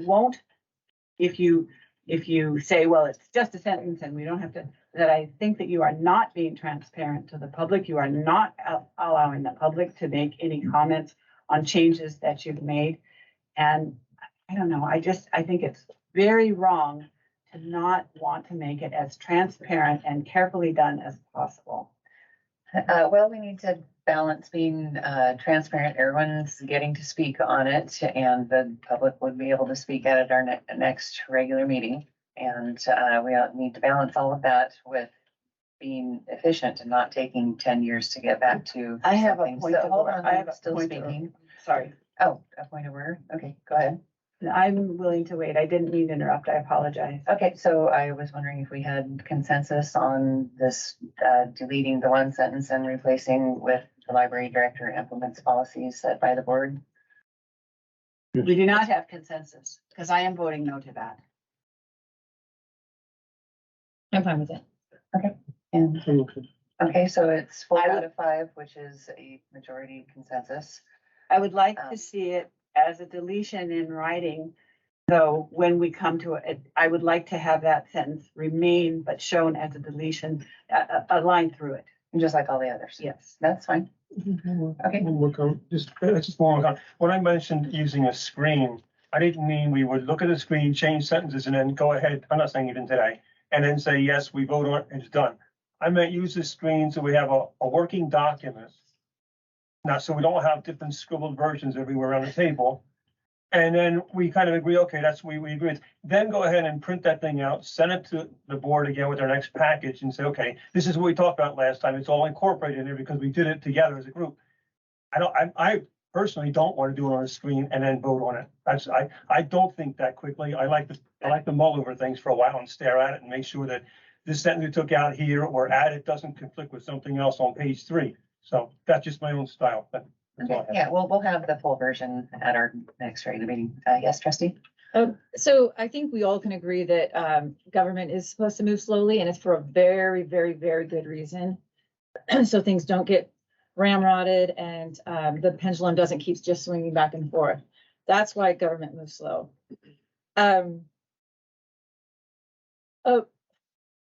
caution everybody about all these changes made at once, because the best way to get what somebody wants in a policy is when there's less, I guess it's called maybe pork fat or something. What does the government call it? There are so many changes on this policy that, like, some I wholeheartedly disagree with, and some I'm totally fine with. But this whole policy doesn't even look anything like it did 3 months ago or 2 months ago. So I find it difficult for a board to pass a policy with so many massive changes and for it to actually be the right way to do it or have the right outcomes. I barely know what I'm even looking at this point.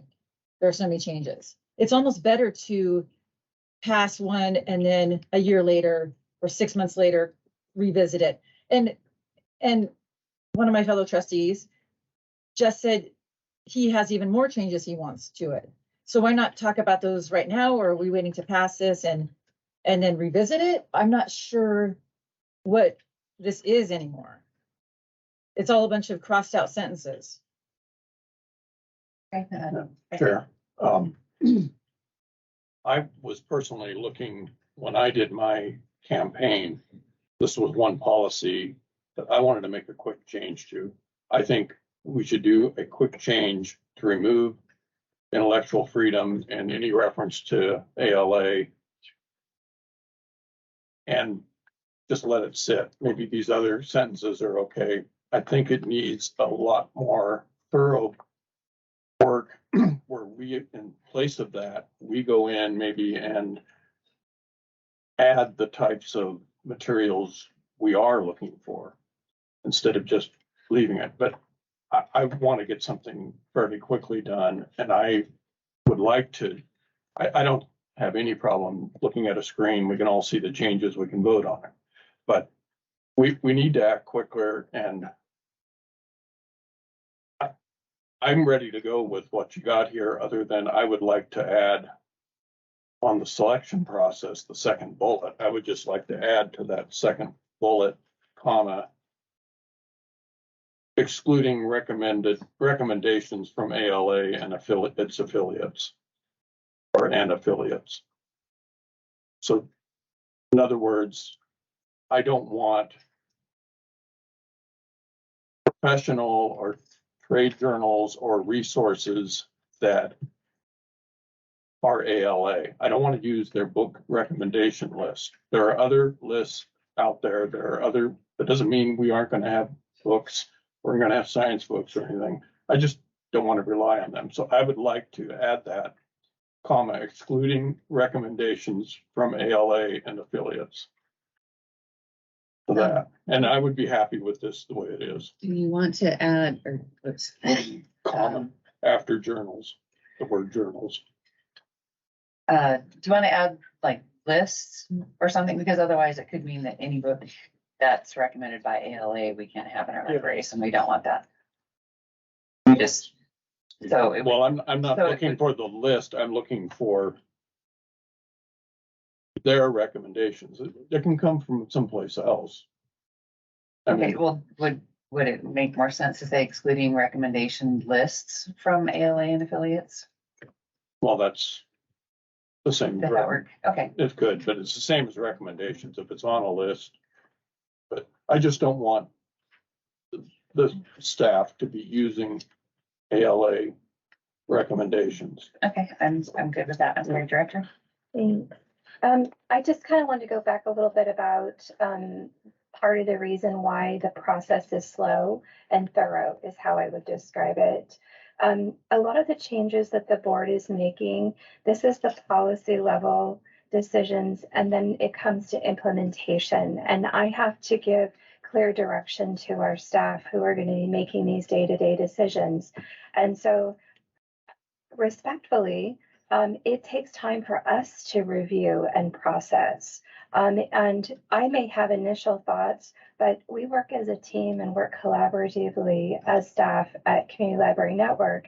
And so being able to talk to the assistant director, being able to talk to selection librarians, being able to talk to frontline staff is really important. We have a monthly manager meeting. So while I appreciate the board frequently meets twice a week, 3 out of 4 weeks a month, that is not the schedule that we have for our staff. And so it may take me 1 day a month to get the opportunity to review with staff what these changes might mean. And so I think I understand the sense of urgency, but if we are leaving me confused, and I've been a librarian for years and years and years, then what kind of confusion would be left for the frontline staff?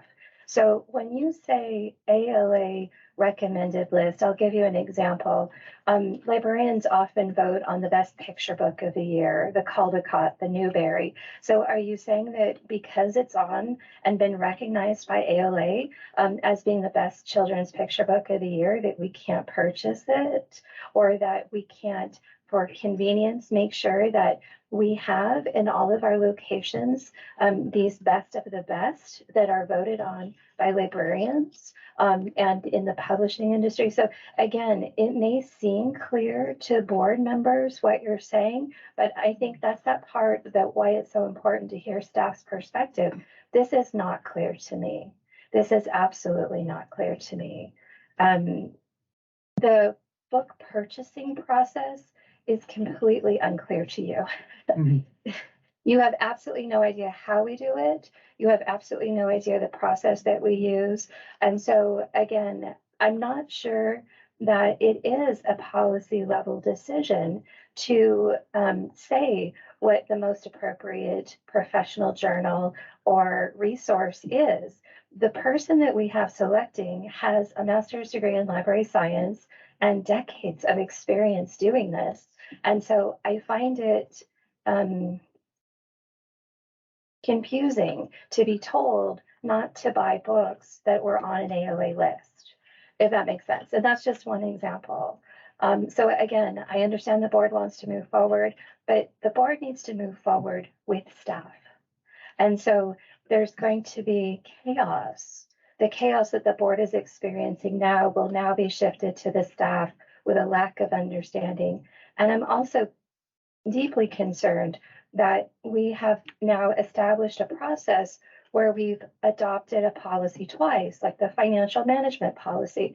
And now you're talking about, again, instead of taking the time and going through the process, you're talking about making a change and then making another change. That's an extremely difficult process for staff to manage. Who's on first? What are we doing? What day is it, right? You know, that kind of lack of consistency, lack of clear leadership and direction is very, very difficult to work with. And so, again, I would prefer that we go slow, that we go in a thorough process, and that I'm given the opportunity to consult with other staff who are directly impacted on a day-to-day basis of these decisions, to be able to bring that information back to the board as well.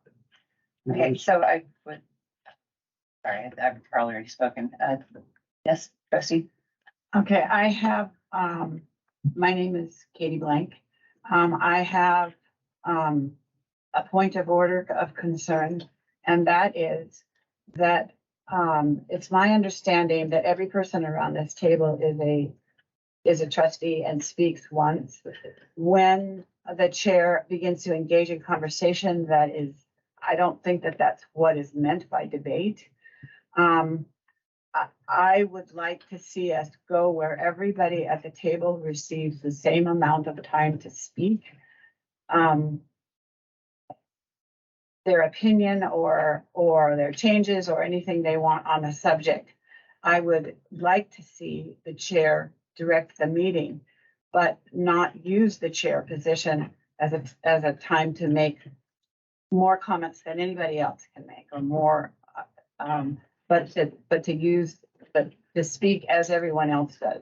That's the point of order I would like. The second thing I would like to say is, as we go forward with this, there are, in the next section on intellectual freedom, there are the changes that have been suggested look to me like they may be head-on violating Idaho code and very head-on violating the state and federal constitution. And I think we need to talk carefully about that, especially in the light of having just gotten our insurance policy slashed.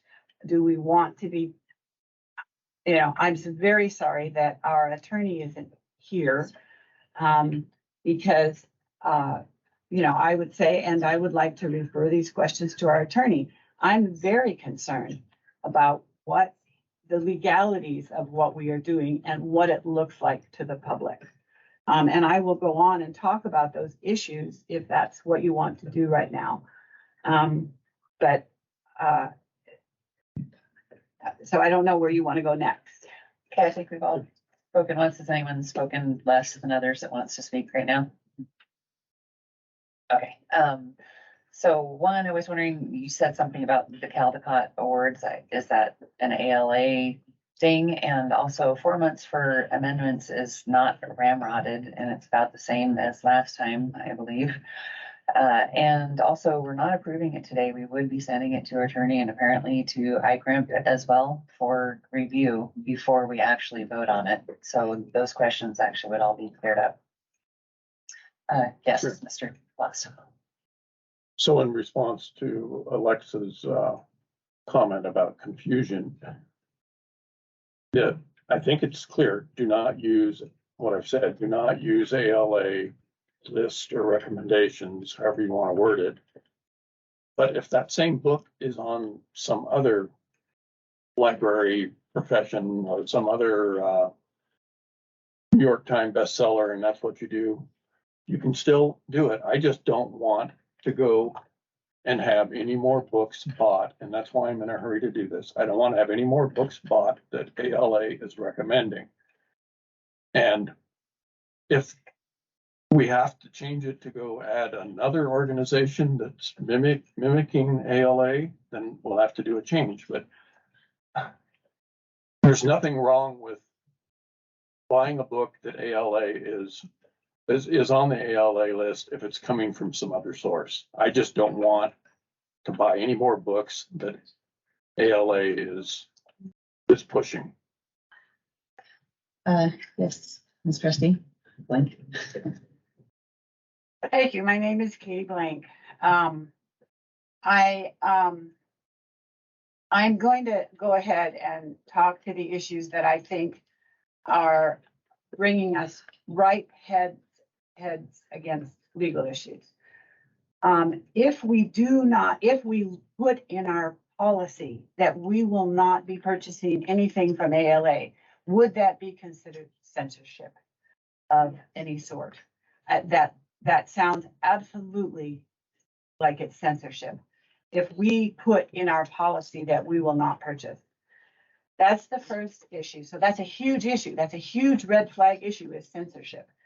And it seems to have been brought up Once again, here, if I were an insurance company, I would be nervous as well.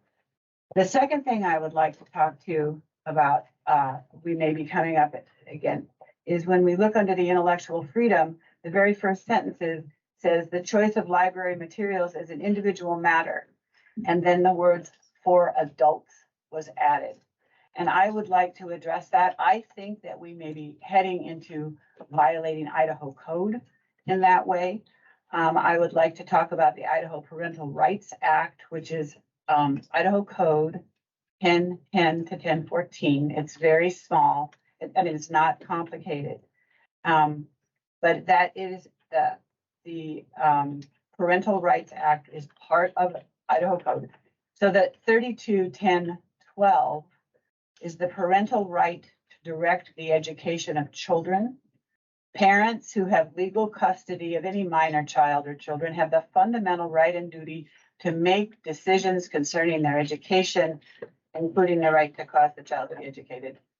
Then the second one that I would like to say that we could be violating or coming up head to head with is Idaho Code 321013, and that is interference with fundamental parental rights restricted.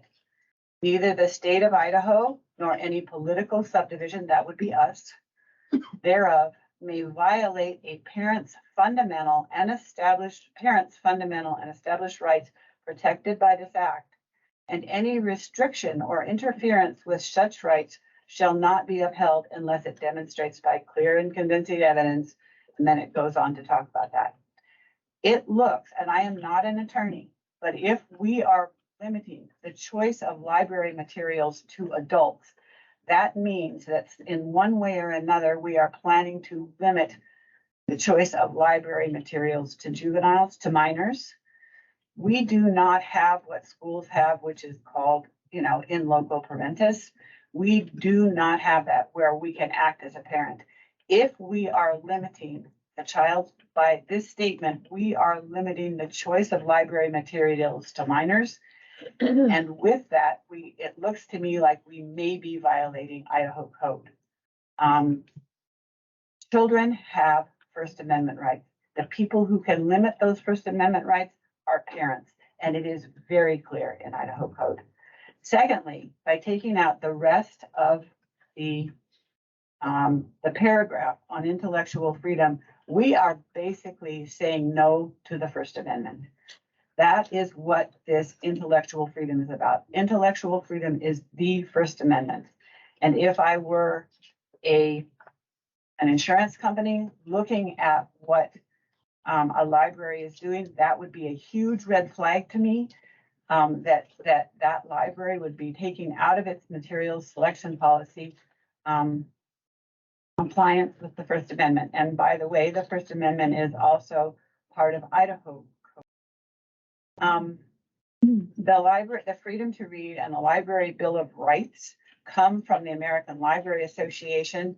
When you don't want to deal with that, what you do is you take out the freedom to read and the Library Bill of Rights, which continue to support First Amendment rights for people, and particularly in libraries. My question to you, if you are going to take freedom to read and the Library Bill of Rights are fundamental core ethics that libraries adhere to, public libraries adhere to, and they are written that way to help libraries stay within the First Amendment, stay legally within the First Amendment. And so they're handed to us by the American Library Association. If you take those out, and if you take out the statement that supports the First Amendment in a library, what are you planning to replace it with?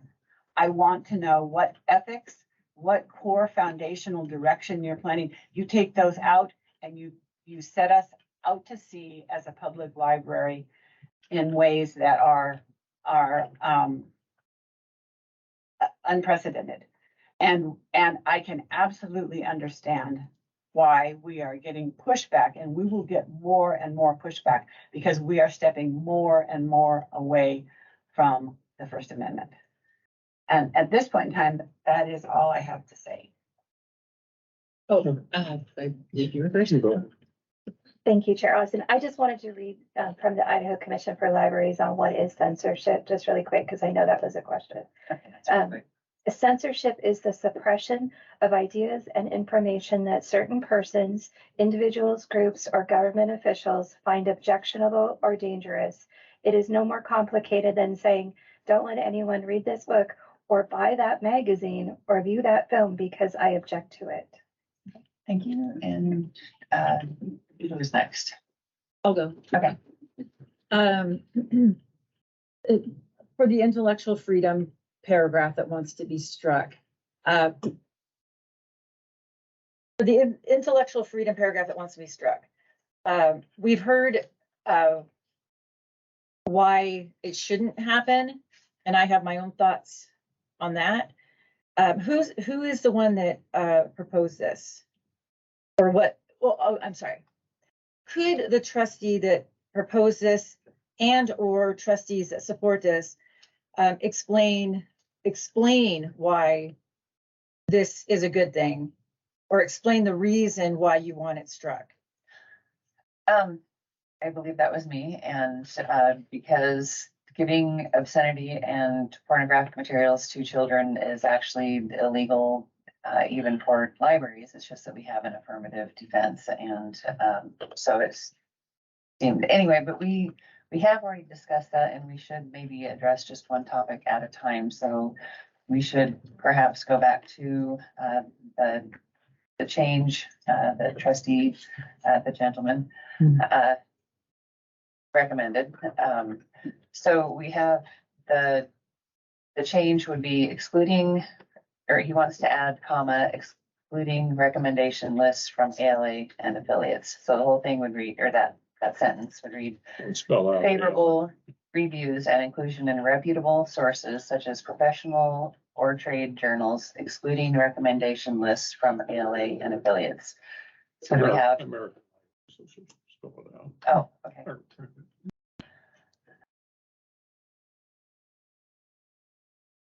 All right, so it would read favorable reviews and inclusion in reputable resources such as professional or trade journals, comma, excluding recommendation lists from American Library Association and affiliates. Do we have more discussion on that? Town had spoken in the last round, Yeah, so I'm happy to yield the floor. Yeah, Madam Chair, I don't believe that we should worry about the sources that are used to make the purchases, including taking out this last commentary. I'm more concerned that the books that are purchased comply with our policy. So I don't care if Jack and Jill came down the hill and told me what I should buy in the library, or whether it was some professional journal from the American Medical Association that told us what they recommend we purchase. I think as long as we purchase materials that comply with our policy, that should take care of concerns that the other trustee may have, Mr. Plas, to do with the types of books that might be recommended by the ALA. So it might be a friendly book on their list. If the book doesn't comply and fit within the policy we've developed, then we don't have to buy the book.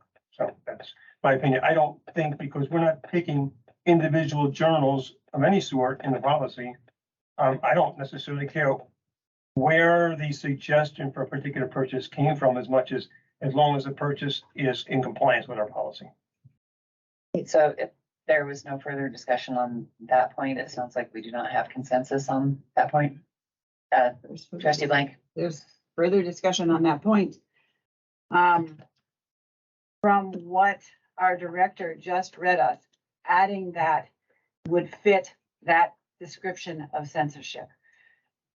I have no idea why we would want to step into that area in any way when we are in such dangerous territory concerning censorship, concerning the First Amendment, and we have to be very, very careful. And so I would urge you to err on the side of caution. And if the director reads something to us about censorship, and then we add a sentence into a policy that's censorship, what does that say about this board? Okay, so everything will be checked by our attorney before we vote on it to pass it. But it sounds like we do not have consensus on that point. So I guess we will move on. Are there any other changes? How did you determine there was not consensus? By counting. Oh, okay. Free. I didn't know. So All right, so are there any further changes? Are we going for the document as a whole? Yes. Wait a second. I brought up, I'm sorry, point of order. I brought up the intellectual freedom. You said, let's take it a topic at a time.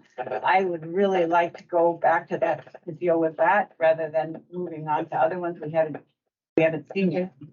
Well, we have already discussed that point, and if we go back and endlessly discuss every point we've already discussed once or twice or three times before, this will drag out to be a year and a half. So in the interest of being somewhat efficient, even though we've already spent 4 months on this now, I think that it would be best to move on. Yes. So as a reminder, we did change this policy last year and we did a good job on it. I would like whether we discuss this paragraph or not, when there's a new valid question, I think mine is valid, it can change somebody else's mind on why the whole thing's getting wiped out. I still wanted to explain why the change is important, why you want it, and what it does for the policy. I explained that the first time and I just kind of explained it again. So rather than rehashing the same thing over and over and over and over again. Yes. I'd Trustee like Claus? to hear it again. I'll tell you, I asked for this to be removed also, and I don't know whether the chair was already doing it or whether I wanted the first sentence gone also, not just I just wanted the whole two paragraphs gone. This comes right out of American Library Association. Intellectual freedom is in my opinion, and a lot of people's opinion, a bogus freedom. It is not part of the First Amendment. Children clearly have different First Amendment rights. The courts have shown this. We talked about it during our campaign. I don't have those references with me. Children don't have the same equivalent First Amendment rights that adults have. We're not saying parents can't choose unless there's parents that aren't adults. We're saying adults can choose. We're not excluding anything for adults. Adults can choose for their children. They can go to the adult section and they can get something out and they can give it to their children. We're not censoring or doing anything. We're just making it clear that not everyone has the right to ask for anything they want. And that comes from American Library Association, and I wanted it removed. There's no reason to go to them for any expertise on this at all. Just don't say anything about it. Just get the paragraphs out of there. That was my thinking.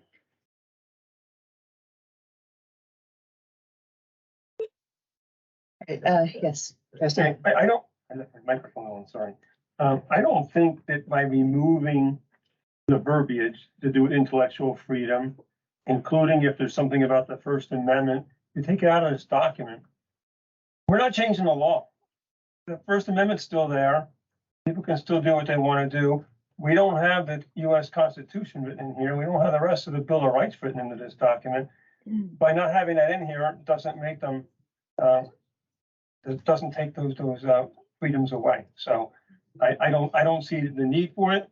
And the First Amendment still exists, whether it's written in this document or not. Okay, so we need to wrap this up and move on. Are there any further changes? I have a comment. Yes, go ahead. I would like to reiterate what was just expressed and say that you can take this out. What this shows is this library will not be committing to intellectual freedom, which the intellectual freedom is the way the First Amendment is talked about in libraries. So what taking that out shows is that we will be limiting the choice of library materials for children when it clearly says that is not our role. I will also say that simply by taking these out, it shows that our library is not committed to it, but it doesn't make our library not responsible to those issues. Let me repeat from Idaho Code, and this is 33-2702, and this is from the Public Library Service. It's 6. The services that the library gives shall be governed by a citizen board.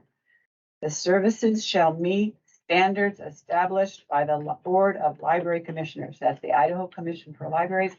The Idaho Commission for Libraries has said that we will comply with the Freedom to Read and the Library Bill of Rights. They have adopted that. That means that our library is required to, they don't have the ability to punish us themselves, but since this is in law, if we do not comply with those, then that makes us subject to litigation. It opens us up wide legally if we will not.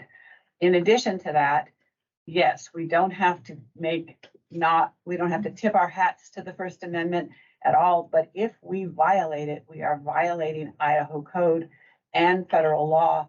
And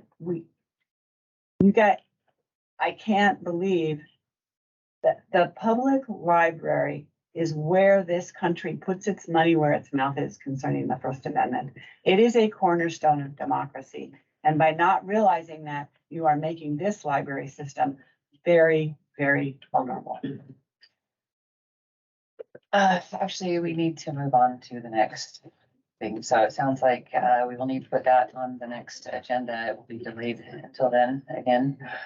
So now we will move on to discussion to disaffiliate with the ALA and its subsidiaries. I think that we're 5 minutes left on the timer.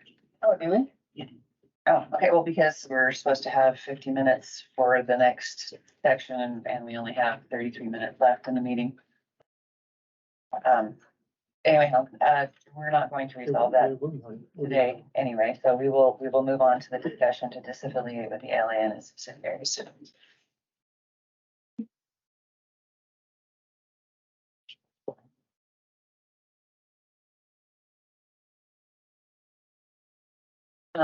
Let's see who.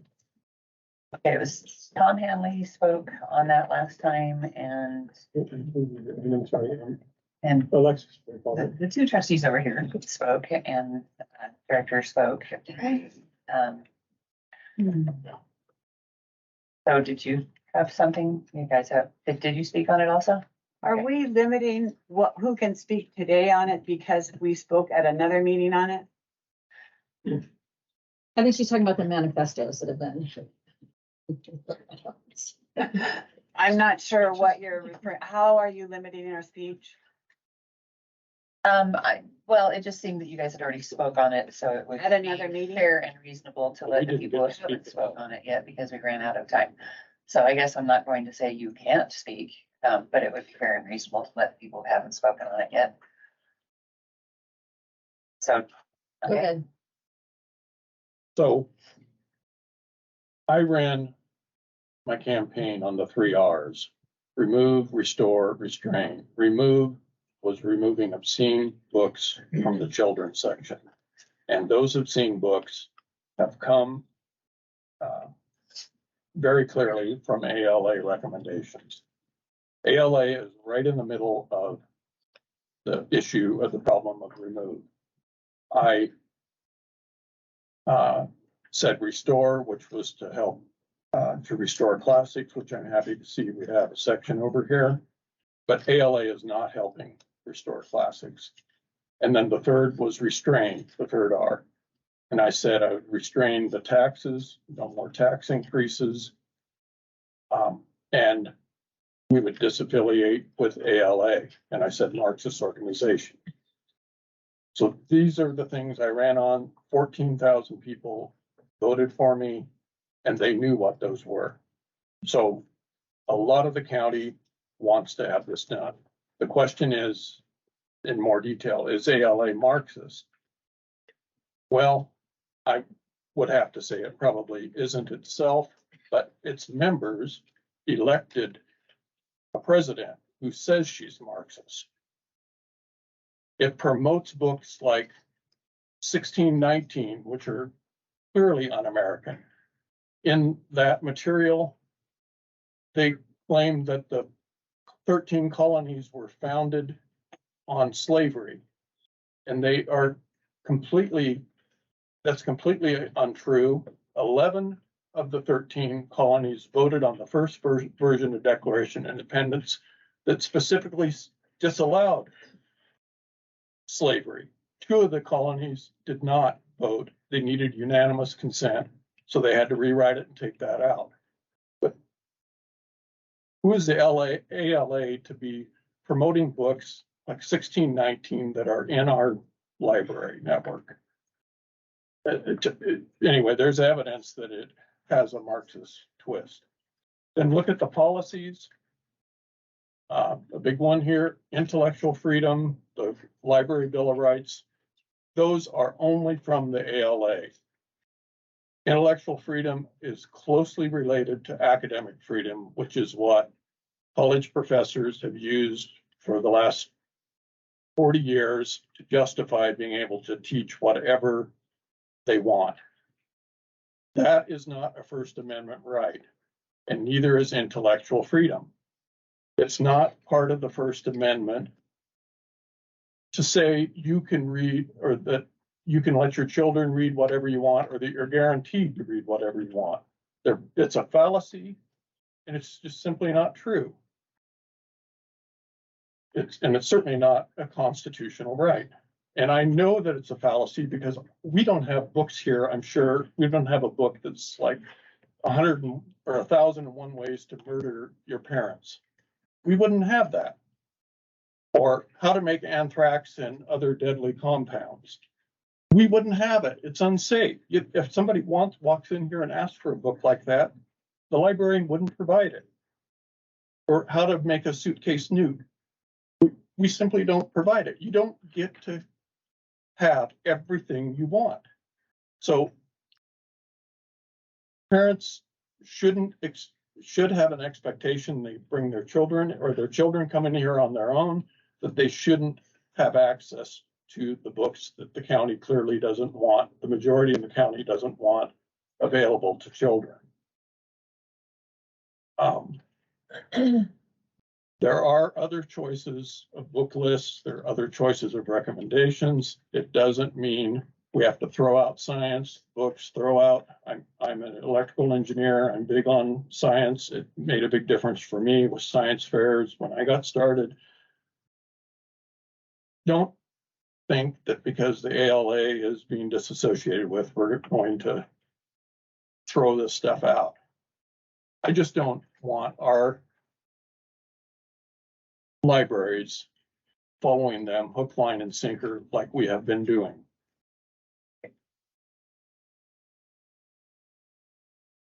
Sorry.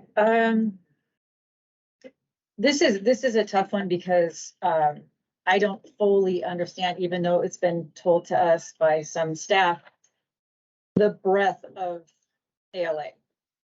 I know there's certain things that I read on them or hear this lovely president say. I just watched that video that was sent to us. I don't know if everybody watched that.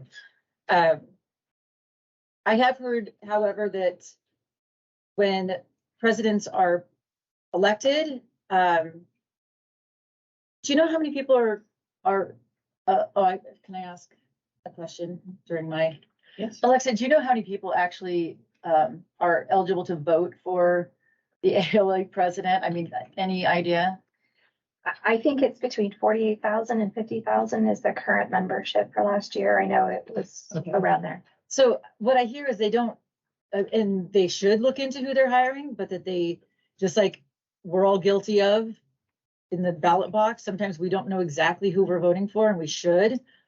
So I don't know if, because I always had the thought, if the body voted that person in, then the body is that person, or, really 100% supports that person. And I don't know if that's the case or not. I was wondering if, because I know other libraries have, in a few other states, have gotten rid of the ALA. I wonder if it would be beneficial if we wrote some sort of letter of concern to the ALA. And even as you say, you talk to other, I don't know if you talk to other chairs of other libraries, or when you tell us that you know something happened in another state or something. If that word could be spread, and instead of just throwing the whole system out, because there must be good parts of it. If we could write a letter of concern, a strong letter of concern, and encourage other library systems to do that before we actually take them 100% out of our system, which I would assume would also mean on hiring people, we would say that that person no longer had to have that kind of training. Is there another, because it is a very specialized field, librarians, is there some other way that they get trained if it's not an ALA approved curriculum? So I had a few questions there, but I really want to hear about the thoughts on the letter. And I know that kind of sounds impotent, but it maybe not, especially if it can be spread. Like I said, you talk to other, you know what's going on with other, I know what's going on with some other systems. And is that maybe a good idea? And then also employee-wise, how are we going to hire somebody that's trained as a librarian if we take that off of the table? Well, no one is saying that we can't hire librarians that have gone through ALA training. And it seems like it's been the direction of the ALA for a long, long time. And, obviously if they voted her in, that's the direction that they want to go. And it's not like she was shy about announcing that she was a Marxist lesbian who wanted to queer the library and queer the catalog. Anyway, and again, the word queer frequently is used as Marxist or as anything that's not the norm. So I'm not saying that there's any, so when she says she wants to queer the library, she's not just talking about putting in homosexual materials, I believe, because she said that she wanted to use the collective power of the ALA, which collective is also, like a Marxist flag word. Anyway, so she was pretty clear and upfront about what she stood for, and the ALA, they voted her in, and she's now leading. And like I said, that seems to be the direction that that they've been going for a long time. Also, there are other nationwide library associations that people can get training from, and I had something that I wanted to add to that for everyone's consideration. May or may not survive the consensus thing, but so I'm talking about the one that's listed from Campbell County, Wyoming, when they disaffiliated with the ALA, just the short one little paragraph thing. The other one I think is just too complicated. I'm not interested in pursuing it if I'm at this point. Anyway, so the second, well, there's the last sentence there that says CLN policies will be adjusted. So the sentence before that, where it says any groups associated with them, I would like to add, comma, or promote ALA agendas / campaigns such as the so-called Banned Books Week. And I will read that again slowly, Alexa, or director, so that you can write that down. Comma, or. Okay, so after the words associated with them at the very, or almost the end of the paragraph, comma, or promote ALA agendas / campaigns such as the so-called Banned Books Week. Anyone need me to read that again?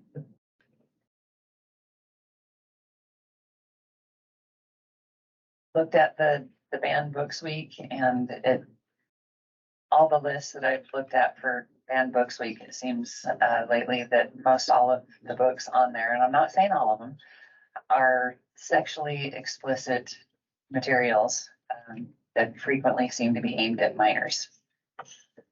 So I don't think that that's appropriate. Yeah. Discussion? Not change? Okay. Are you? I have discussion, not necessarily on that change. I would like to support, no matter what we do. I would like to say that the concerns that are raised by ALA, about ALA, are concerns that I have as well.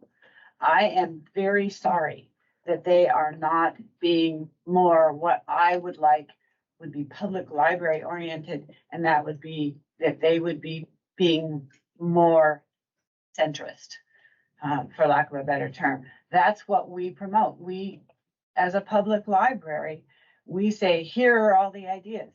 Now you pick and choose which ones work for you. And, you know, we have very, very left, very, very right, not so much in the center, all of that.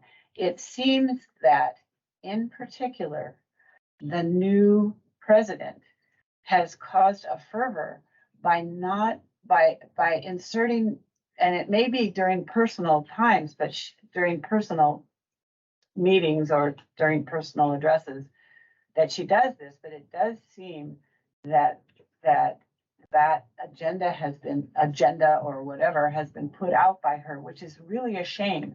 It does not feel like that is good American Library Association approach, and that I don't think that that is the way. I mean, I know that that's not the way the American Library Association has been in the past.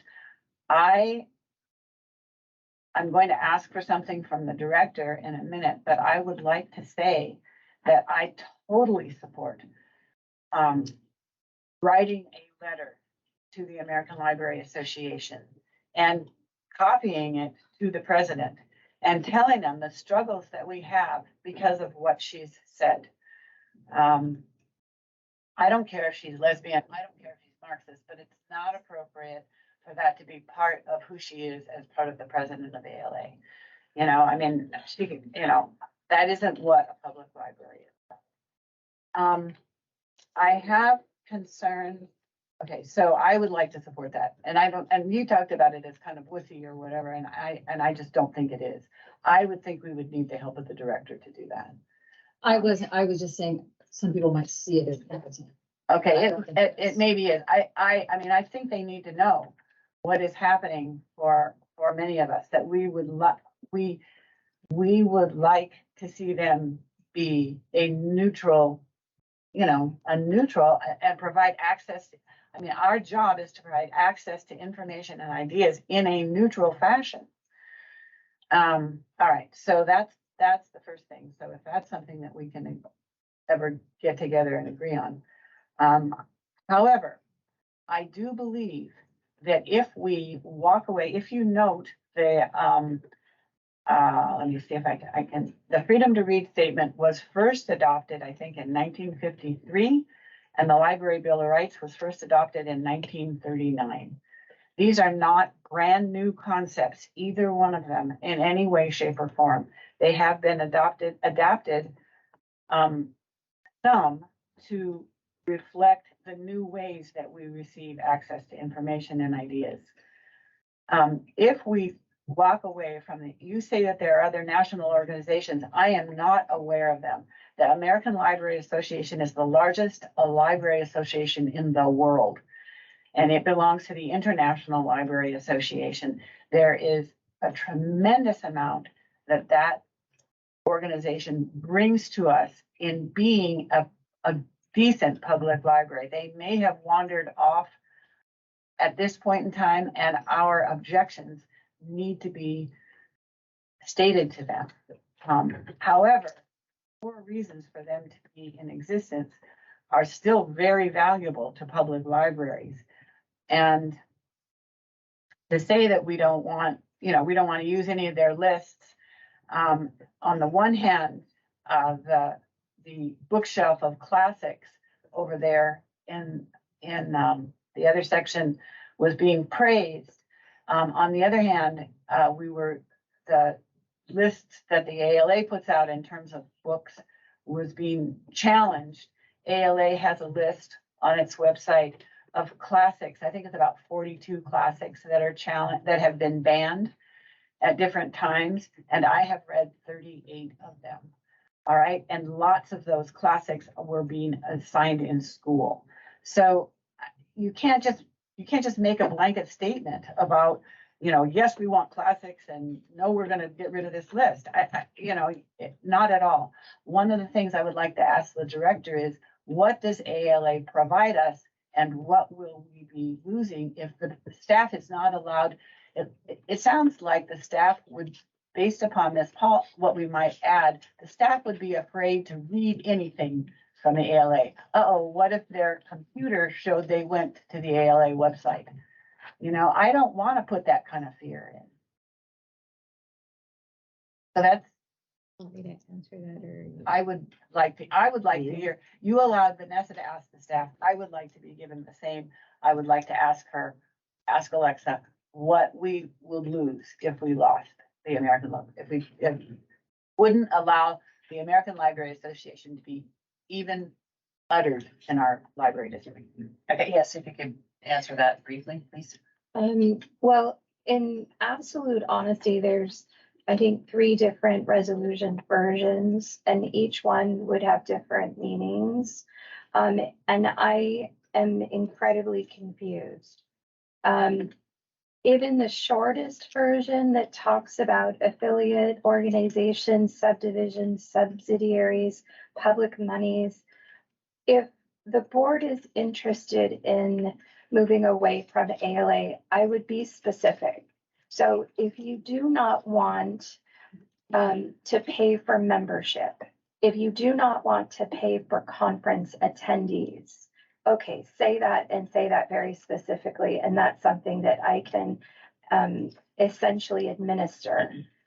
To put the burden of any organization that receives any money or is in any way affiliated, a lot of organizations related to libraries have some tie. Maybe it was 50 years ago, maybe it's 10 years ago, to essentially put the burden on me to be a forensic accountant to find out who has donated and to review every budget line item.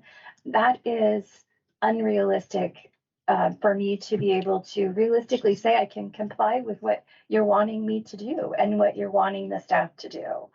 I think it needs to be very specific. If there are specific subsidiaries, then name them. I mean, is a subsidiary the Public Library Association? Is a subsidiary Idaho Library Association? Is the subsidiary Pacific Northwest Library Association? I was reviewing the history of the Pacific Northwest Library Association, and it said at some point, like 10, 20 years ago, they received a one-time grant. Is that a financial...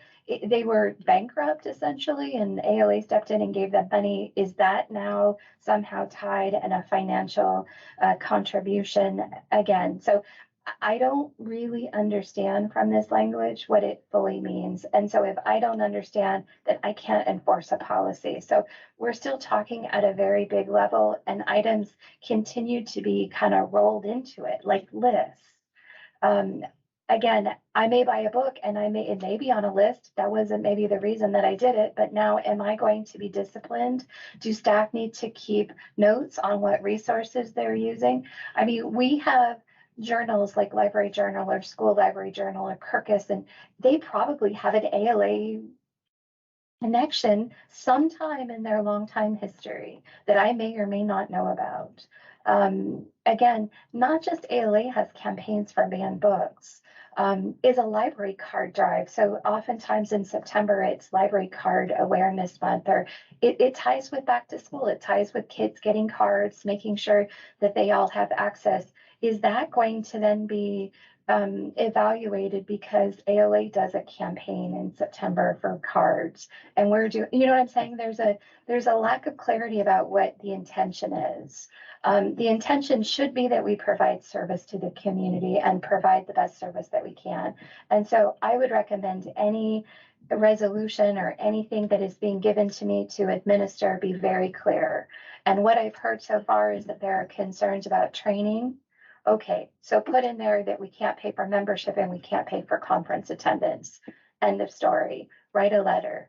I mean, for me, that would be very black and white. That would not be my personal recommendation or preference, but at least that's something that I could move forward today and take action on. Okay, we are, first, I had two things. Do we have consensus on the director writing a letter and then bringing it back to us, to the ALA? I think that would be a good idea. I don't think we should spend any time on it. She's got too much with insurance and everything. We're gonna have to vote with our feet.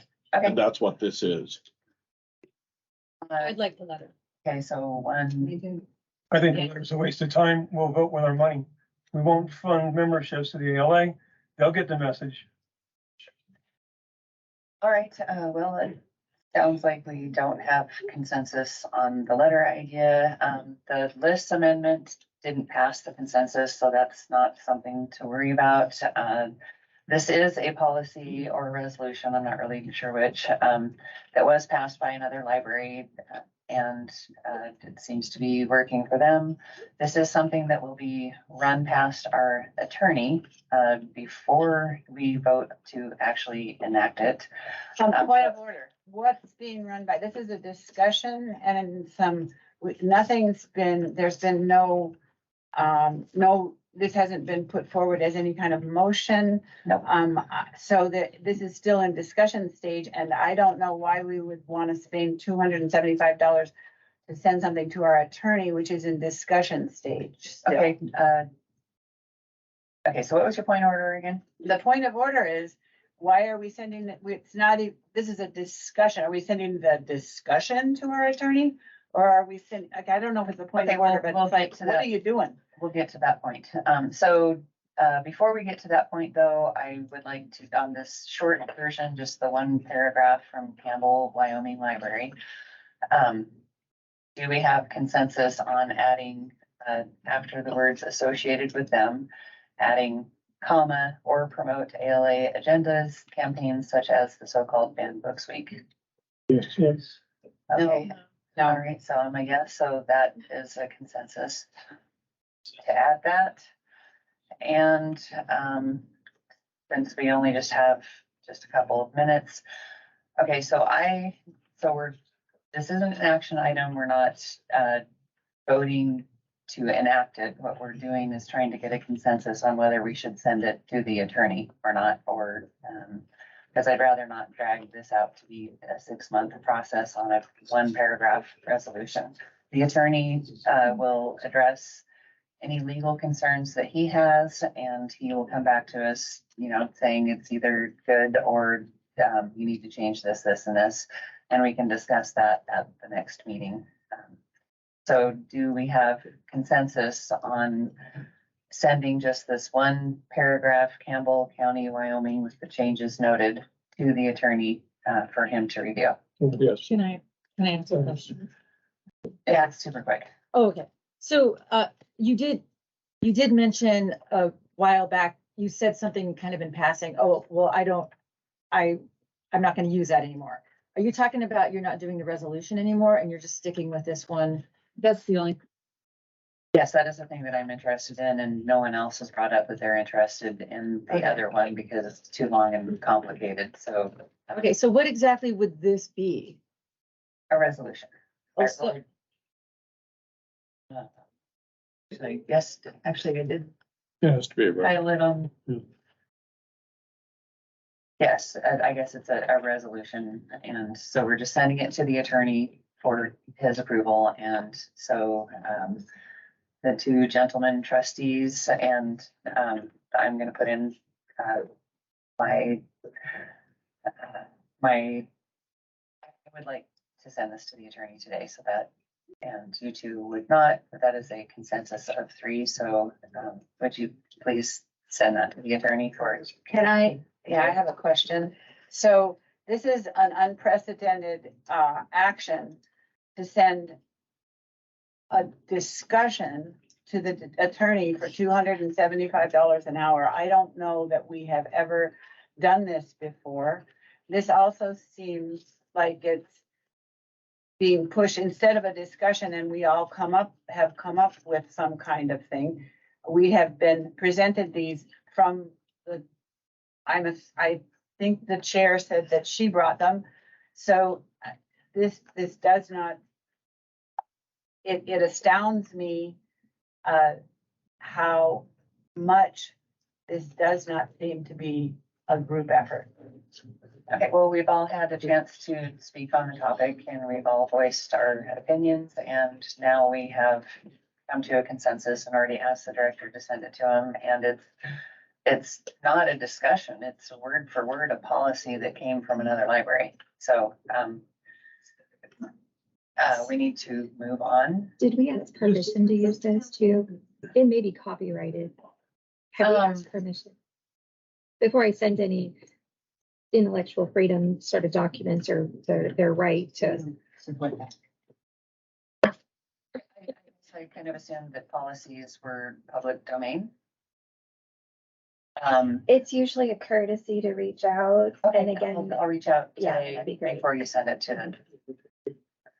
Yes. Just real fast, make sure I understand the power of a resolution, and I don't. Is this basically saying this board resolves to, basically step away from the ALA, disassociate? It has no teeth necessarily regarding policy unless we make changes to the policies down the road. For example, if we go into the financial management manual, say no public monies will be spent to support ALA memberships. Okay, that's hard stuff for something for the library director and staff to work with. So we basically saying the board here is resolving that, but it has no direct action for the library staff. I don't understand that, because if we're simply resolving something here among ourselves and the board, okay, we understand that's our direction, and then we can use that as I'll call it a lofty comment to then take actions down the line where it's appropriate. Well, I guess at our next meeting, we could rename it a policy. So I will contact them, and we now need to move on. What did you just say? I'm sorry. What did you just say? We could rename it what?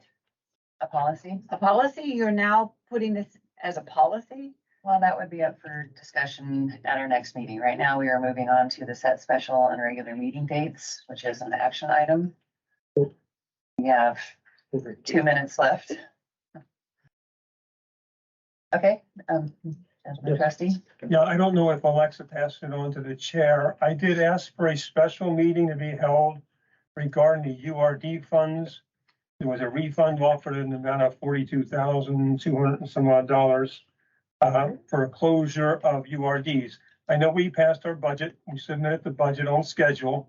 I contacted the clerk's office and the accountant, and whatever you call her there, in the clerk's office last week, and we can change the amount of money that's being levied from the taxpayers by the same amount of money we're going to accept from the URD closure. So we can reduce the taxes to the taxpayers in fiscal 24 by 42-some thousand dollars, and we can change another line that says revenues other than taxes. So I would like to see a special meeting with the board. I'm okay with doing it telephonically. It's a very small, limited subject, in my opinion.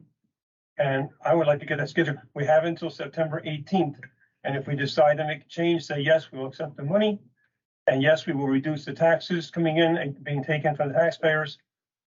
That I would like to see a meeting for that. And I don't think we can wait till the next meeting, because then our date will have passed. Okay. I would like to ask, this sets up red flags for me. Does that reduce, this is a question to the director. Does that reduce our base so that Yes, does. okay, so it reduces our base in such a way that we will be affecting library budgets for the future. And this is a one-time rebate, is that correct? It's a one-time rebate, so it doesn't change. So we get it this year and it doesn't change, won't change our taxes for next year. If we just add it into our budget. So there's a couple of points of clarification there.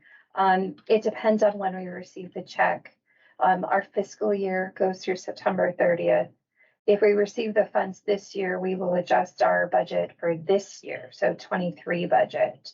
And the proposal that one of the trustees mentioned would be adjusting our budget for fiscal year 24. So if we receive the funds after October 1st, then the budget would essentially, it is possible to reduce the base and have funds that would replace that gap in taxes. But it depends largely on when the funds are received. I have not followed up with the URD, but as I understand, they were anticipating the checks to be released in September. So I also just will mention that I had received the email request and I have referred that to council for some points of clarification. So before moving forward, I would like to hear, and I don't know if the chair has heard from council on that, or but there may be a conflict or something to resolve first before that meeting. Okay, so our time has expired. I think we should resolve this now if someone wants to move to extend the meeting. Then it says 12:30 on, is that clock wrong? No. Right. Did it say 12:30? It says 9 to noon at this. Oh, I'm looking at next week or next month. Sorry. I moved that we extend the meeting 5 minutes, Not sure if 5 minutes is enough. 10 minutes. 10. Okay. Okay, it has been moved to extend the meeting 10 minutes. All those in favor? Aye. Aye. Okay, so the ayes have it and the meeting is extended 10 minutes. I haven't finished my questions. I have wanted some clarification from the director, but I have not finished what I wanted to say based upon that. Reducing our base at this point in time, when we have just had a discussion that means reducing what we get for years to come by this amount. When we have just had a discussion on the fact that because of things, very likely because of things that this board has done, our insurance could be tripling. We have slashed the book budget for next year. We have slashed programs. There has been discussion about reducing hours. We are taking away from the public. To not accept this $42,000 or to have a meeting to do that, to reduce our base, it seems absolutely incredibly irresponsible to the entire district. And in addition to that, there is no reason why this can't be discussed. I understand what you want to do. You want to do it quickly so that we can reduce the base for years to come. And that seems very irresponsible in light of the other actions this board has taken. I do not want another meeting until the 21st. Actually, don't we have to have another meeting to accept the funds? No. No. Okay, Mr. Oh, Fox. we do. So We do if we take them on top of the taxes, I think. I thought the URD wasn't having a meeting until October, is what I saw. And I thought that's when it would be coming, when they were doing the meeting. But my thinking on this, I agree with Tom, it should be reduced. When I found out in August, I forget which meeting, but carry forward fund is 2.4 million instead of 1.2 that it should have been at July 23rd before the taxes came in. We have taken too much money from the taxpayers. There should only be, at the minimum, there should only be 2 months of operating expense, which is basically $1 million plus the 200,000 for the other. Maybe it's 1.4. I don't remember, it adds up, but we are not at risk. We've taken too much money from the taxpayers. The carry forward fund is too big. And we are not reducing the base forever. I mean, next year we can take 1% and we get more than this back. We can decide next year what to do, but also we will have to have another public hearing, in my understanding, to increase the budget if we take that money. This is a solution to just stay with the budget that we approved and move on, and then later deal with other changes that might happen. Yes. Okay, so first off, is it a rebate? This It particular is one a has been- rebate. That's okay. Well, That is very interesting. Okay, second, I understand, I 100% understand taking 0%. If you could do it every year, it'd be great. I was willing this year to take up to 1.5%, because of everything that we had to take from different line items to give the employees what they should have been making last year, but it's good for this year. So to get this rebate and then want to carve money out. Now, I know what you'd say, it's just the rebate's replacing what you're carving out, but it's a rebate. So that whole word has a different meaning than a handout or, getting it out of taxpayers' pockets. It's already come out. So to want to lower the base when we already had such a hard time this last financial season, and maybe since we did balance the budget, maybe it's almost like people forget what we had to do to balance that budget. And we were scraping to give the raises, to make sure that we have enough for the roof repairs and all the stuff we saw here today. I would absolutely not want to take 42,000 out of the budget that we already, which we talked about before on other matters that we've already agreed on. So I am absolutely not willing to take money out of the budget, but I'm absolutely willing to take the rebates. I think it would be a zero-sum proposition because we'd be given 42,000 and then we'd be reducing it by 42,000. So it's. But not zero, because No, we're that's- changing the base. That's not, Okay, okay, so that's incorrect Okay, information. I'm still speaking. We can discuss the merits of the proposal at the meeting rather than hashing the whole thing out now, because that's why we're asking for a special meeting, and we can do that by phone if or by Teams, if one member is there. So what we're discussing right now is scheduling. I would like to say that I have absolutely no problem with putting this on the budget. The only reason we would schedule a special meeting next week is because you would want to change the budget as it is. And I don't think we need to do that. There are definitely other ways to reduce money in here, to reduce our budget, to reduce the base as what you're proposing to do. At this point in time is clearly irresponsible. And so I do not feel like we need a special meeting because this can be discussed at our next regular meeting. The only reason people want to do it is to reduce the base. And that's why this discussion got here. And so we would need to have that discussion before our next regular meeting. So I guess first we need a consensus on whether to have a special meeting. Yes, Director? So I'm going to be a little bit more clear because I had mentioned something about sending it to legal, and now I'm going to be more specific. I received a correspondence that made me pause because of the way that it was worded. It was unclear to me whether a decision had been made by two trustees outside of a public meeting, which is an open meeting law violation. And so, again, I would just prefer a clarity from council before the board takes action for a possibility of a violation in this case. And what does that have to do with scheduling? It's regarding scheduling the meeting. If the discussion, if the email and the request for two trustees to have a meeting on this had been framed in the sense that there was going to be a discussion of the URD rebate and a possible amendment of the budget, but the way that I read the email, and again, this is my understanding and that only, and so I would prefer a comment from council on this.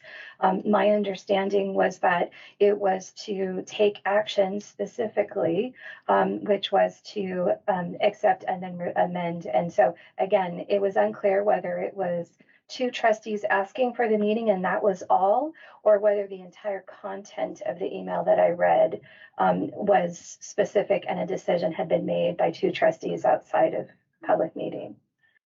Sure. Open meeting law violation? Is that what?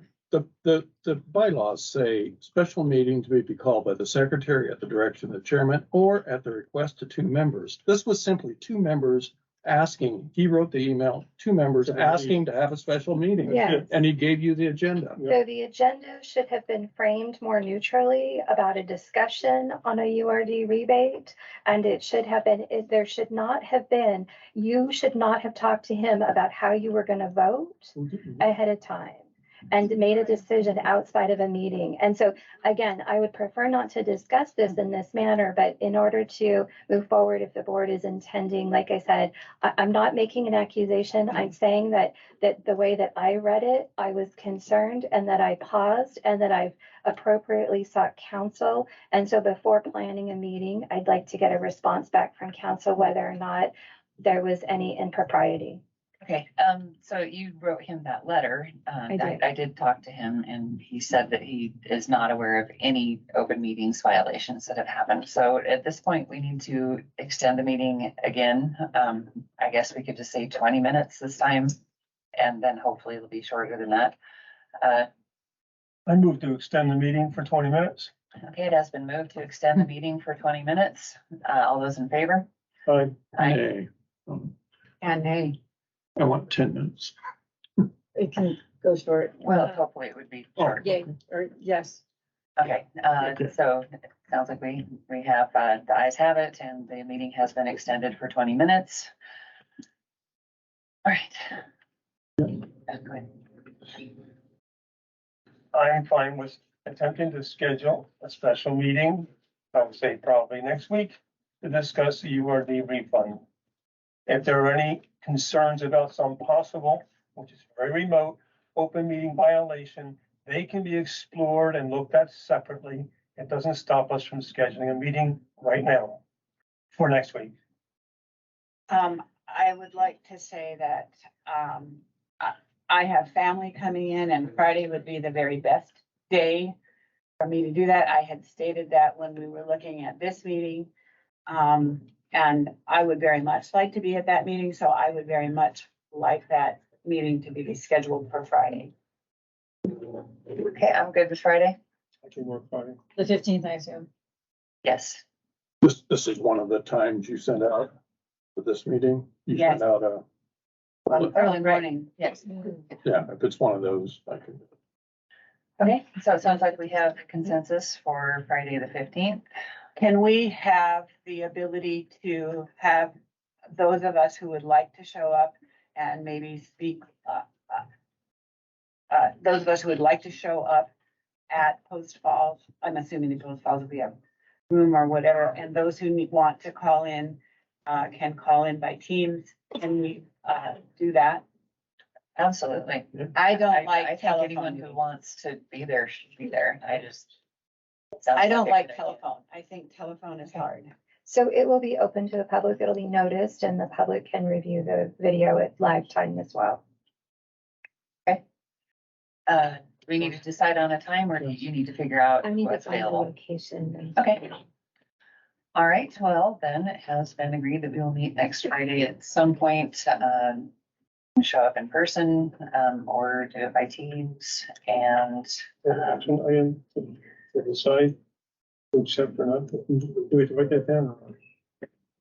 Well, there's two action items I believe you're asking for. One is to accept, I guess, and then one is to amend the budget. Is that my understanding? If we accepted the money, meaning if we agreed to accept the money at that meeting, the special meeting, then we would amend the budget. It does not require a new budget hearing. So we simply would say, yes, we amend it, and then the business office would change the amount of money from one line of revenue to a different line item. It would require, I believe, a new L2 form Yes. and then a new re-signature by the Yeah. chair and the director. Yes. And I did not verify with Alicia from the county that the 18th, but I believe the 18th is the deadline. 18th, that's what she told me. Yes. Great. Well, then are we finished? Do we have anything else? I move that we adjourn. It has been moved that we adjourn. All those in favor? Fine. Okay, the ayes have it and we are now adjourned.